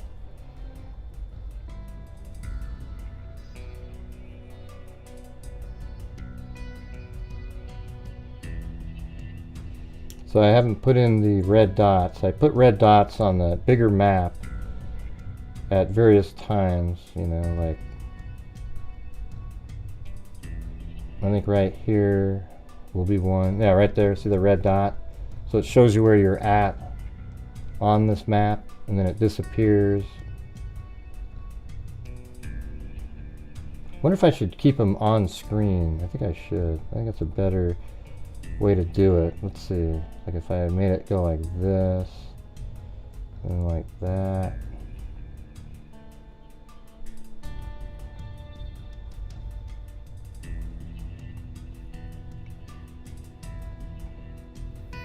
Oh, I like it. I think that's better that way.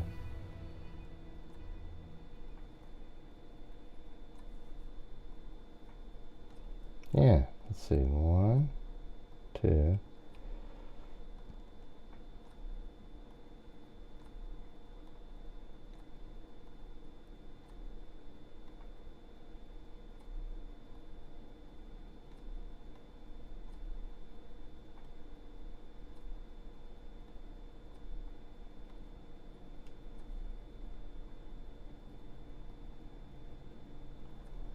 I'm just putting these, filling these in. Instead of having it disappear. See, now you can see it kind of moving better because it stays on the screen. Nice. I think that's better.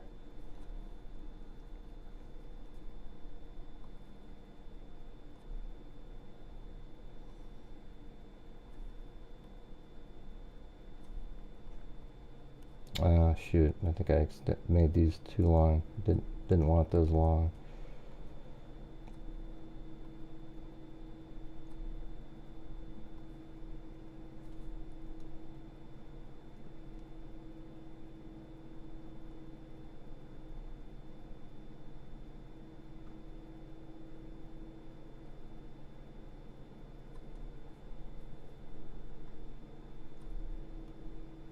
There we go.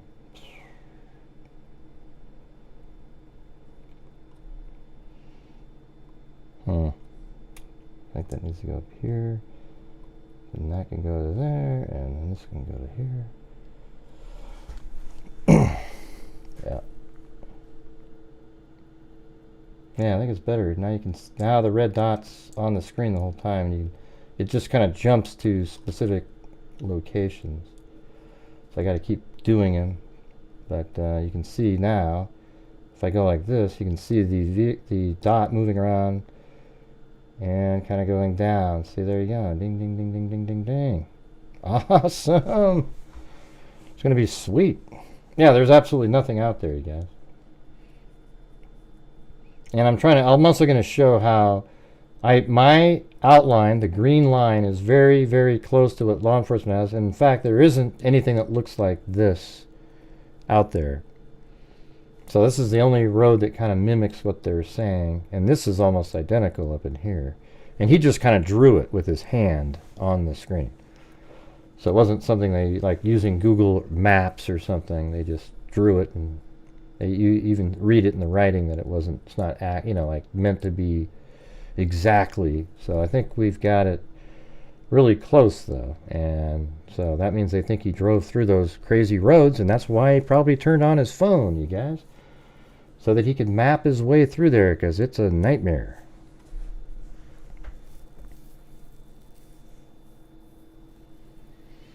Yeah, I mean, he could have dug a hole at one of his other trips, you know. Be interesting to know when his last trip prior to the murders, when he took out there.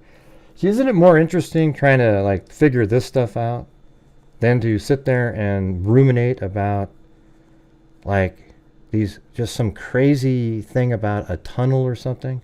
I mean, what are you going to do with that? Nothing.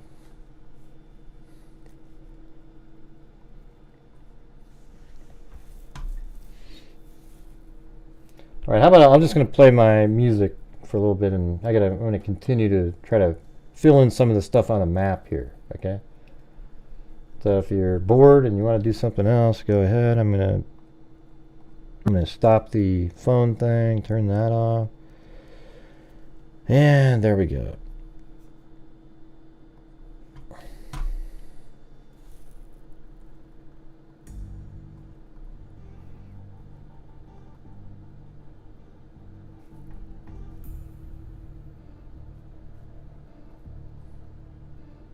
Because I have to literally watch this for an hour and comment as the car is moving. So that's what I'll be doing tomorrow. But I have to get the video portion of it done first.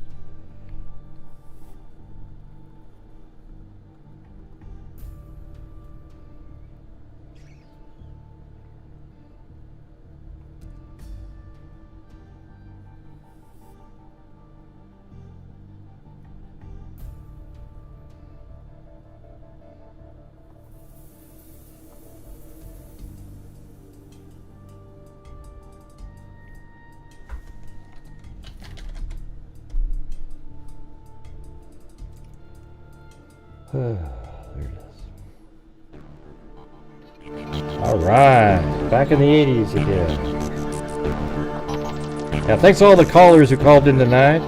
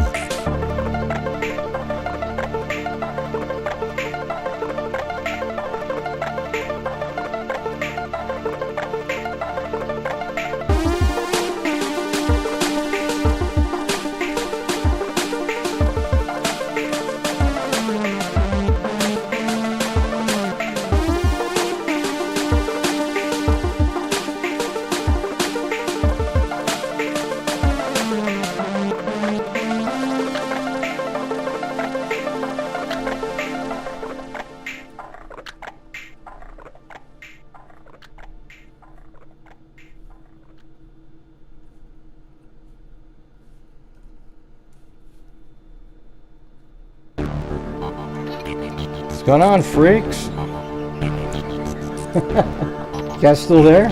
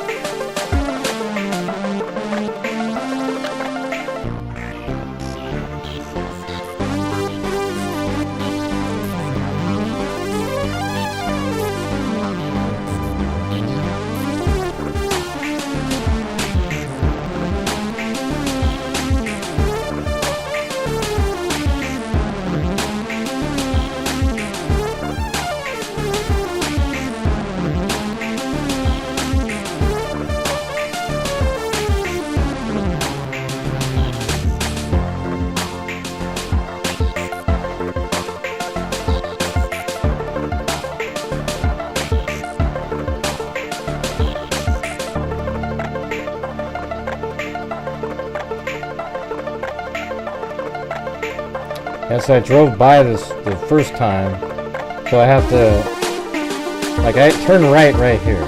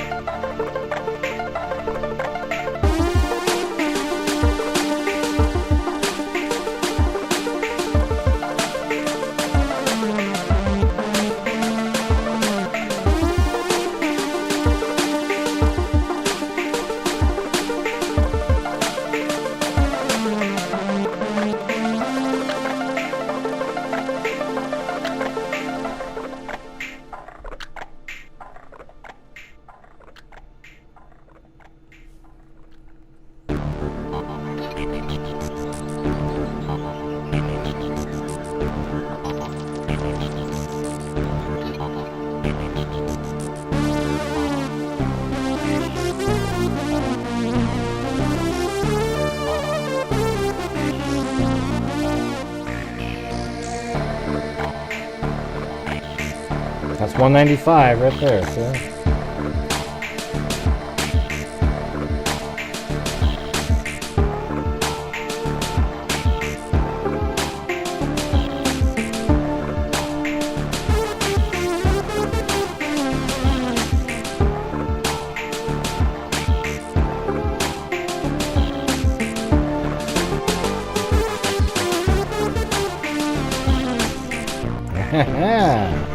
There it is.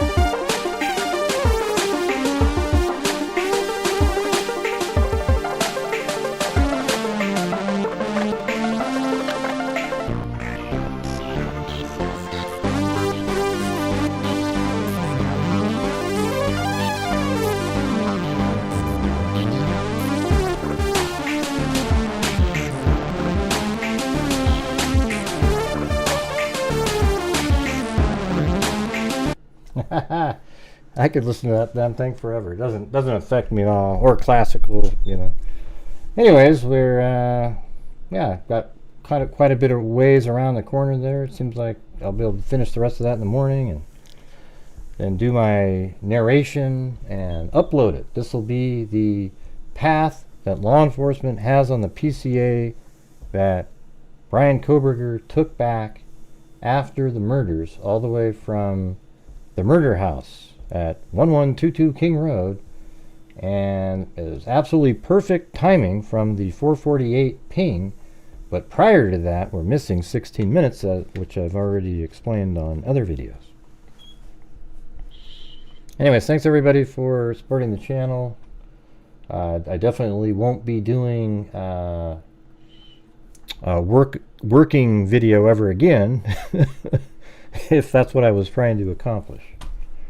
Alright, so anyways, thank you to the let's see, Wiki76 became a new member.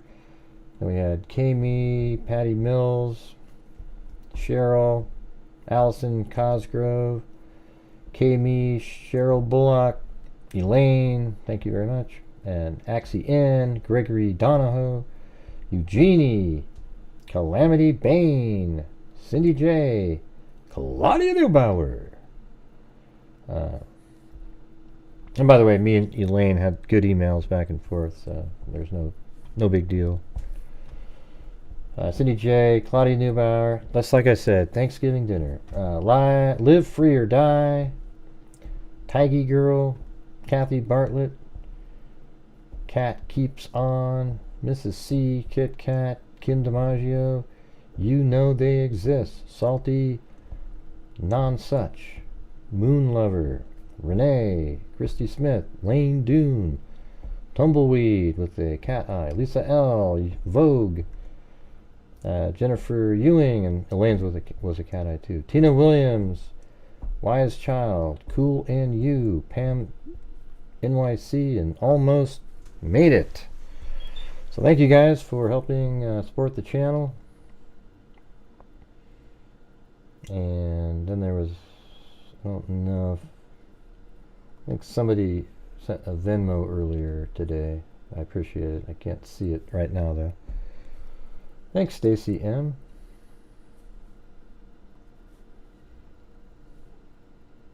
So that's it. I'll be working on that video. Will you guys watch that one? I mean, I know it's a 50, it'll be like a 50-something minute video, but you'll be able to just, it's just kind of creepy if you picture that at night too, that he's driving around in the middle of absolute nowhere. We went on that drive. I didn't get the exact right one, but we merged onto the right spot at some point. Pretty wild out there, pretty wild. Oh yeah, the Cash App one. Yeah, that's right. I saw that one from Jessie earlier, or I mentioned her earlier. Oh, and then also there's a Venmo.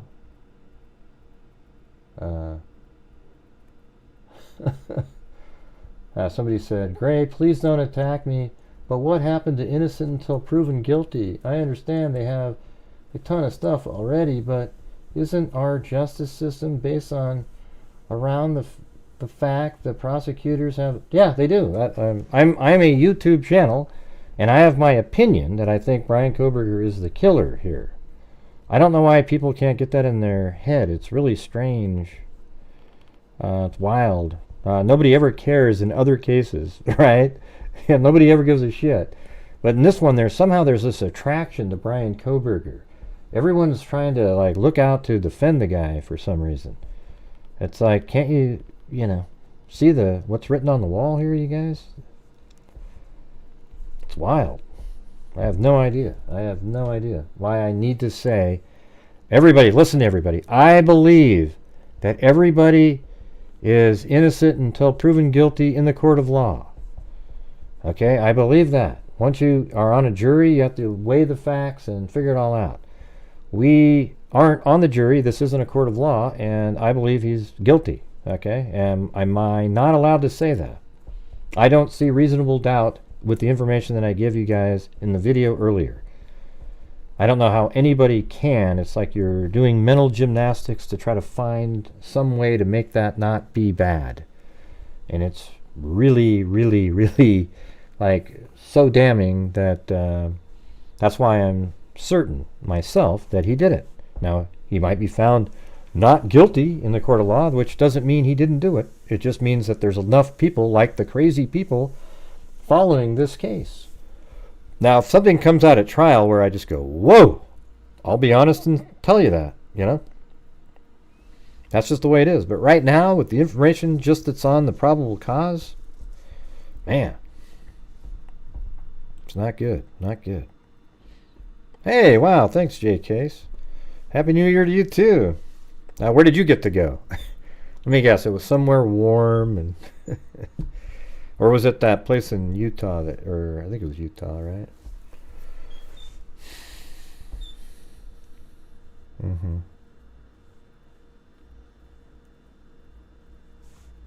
Hey, you sound like Yoda, Jay.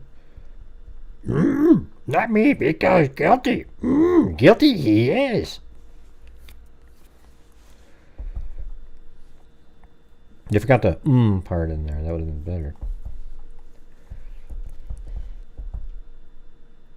Wow, I mean, the chat's about as dead as a doornail, so. Yeah, why didn't he turn himself in? Hey, I drive one, everybody. Holy crap, Cairo's here, everybody. Too, man, he hasn't been around in a while. Happy New Year, freaks. Let's keep the funding, dough cases, and other great causes in 2024. I hope so. I'm doing a lot more videos now, Cairo, to sort of offset the, you know, it's like been about a 70% sort of drop in the normal nightly sort of help. So, you know, just kind of trying to make things work, you know, what people do. So now I think I made 20 videos out of 30 days. Yeah, what do you think? You like them? The videos? Yeah, so I'm hoping at some point I can get up to a larger viewership where I can get like 20 or 30,000 views per video. That would really be kind of a big deal. That would like make it so that there's very, you know, a lot less pressure on the shows, you know. Hey, thanks, Laura Dune. Happy New Year's to you, and J Case again, and Cairo. Are you driving around out there in the still doing the same thing, or is that you are on vacation now? You know, doing the cell tower work.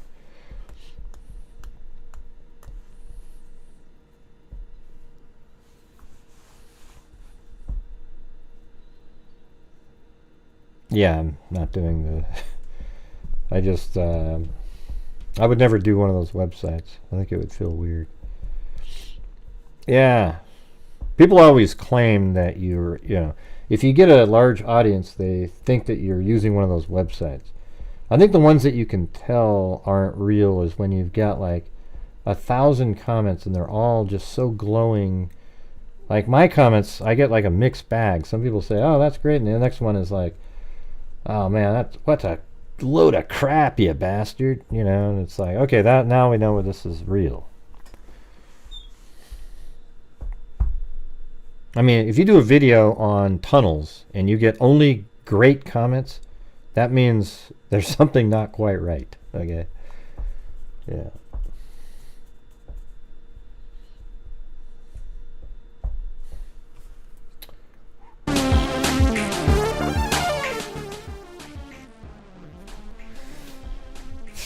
Well, man, I was just about to end the show because my kids are coming over here in a minute. Yeah, but it'd be great to see you guys more, you know, like Cairo. Yeah, you were in Utah. There you go. Boom. Nailed it.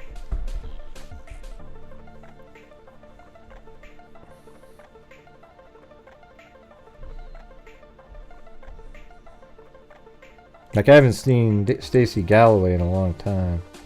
She always says, yeah, I'll be there, but I you know, never see her. No idea. I think she's got a lot of stuff going on, but I miss her being here too. I miss all the old freaks that used to be here.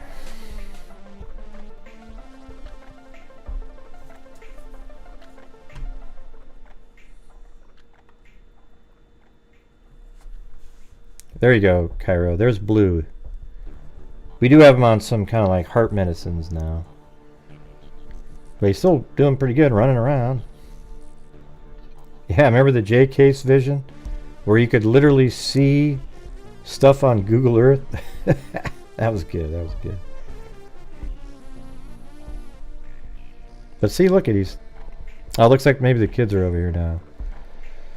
So I'm probably have to get going here. I can see that they're moving around and shit.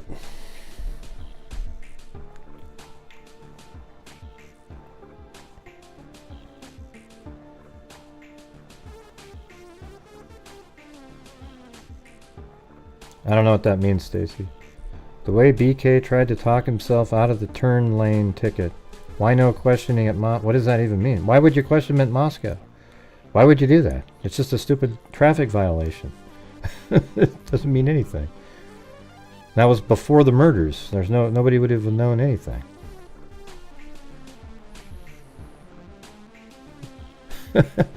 Chloe just gets so crazy. Yeah, look at him. Woo!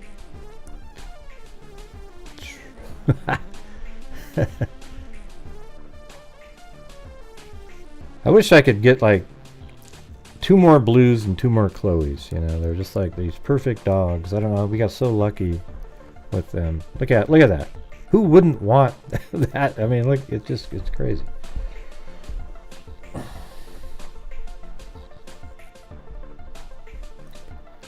Yep.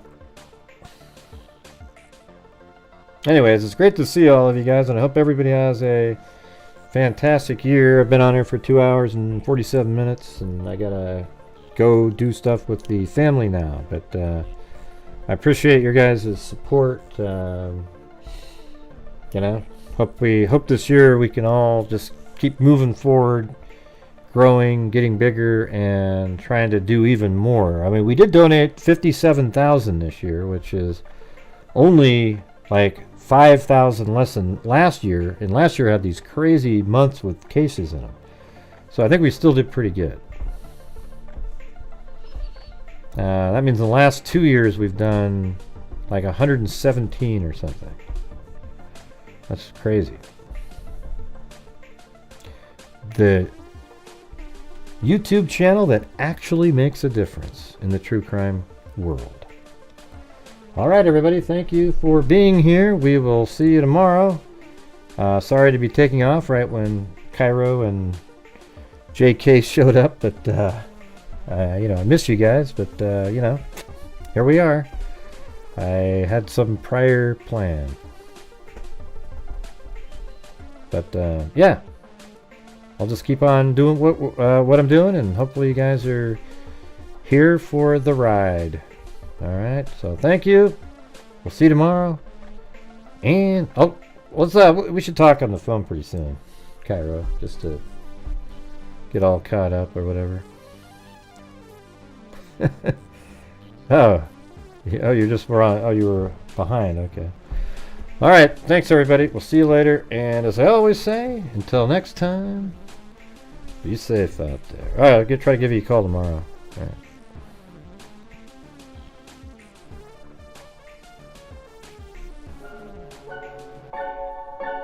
Yeah, I've been doing this true crime thing for quite a while now.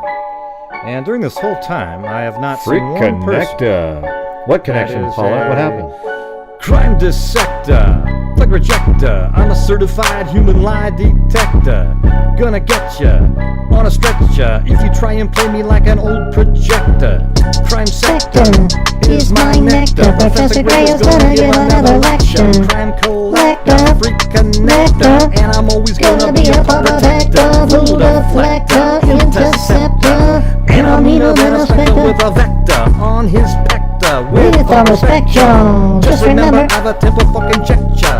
I have no agenda, I'm a pretender, and I'll serve it to you straight without a blender. And in the end, I'm gonna send ya on a mission to reveal the true offender.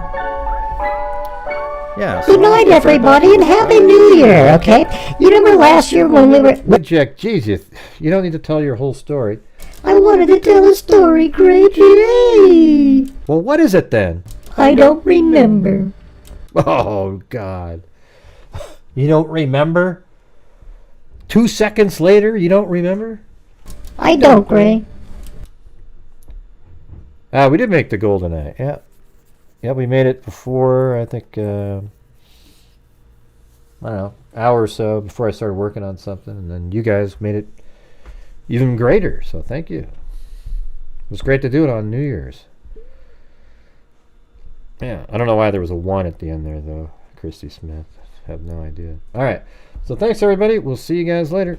And be safe out there.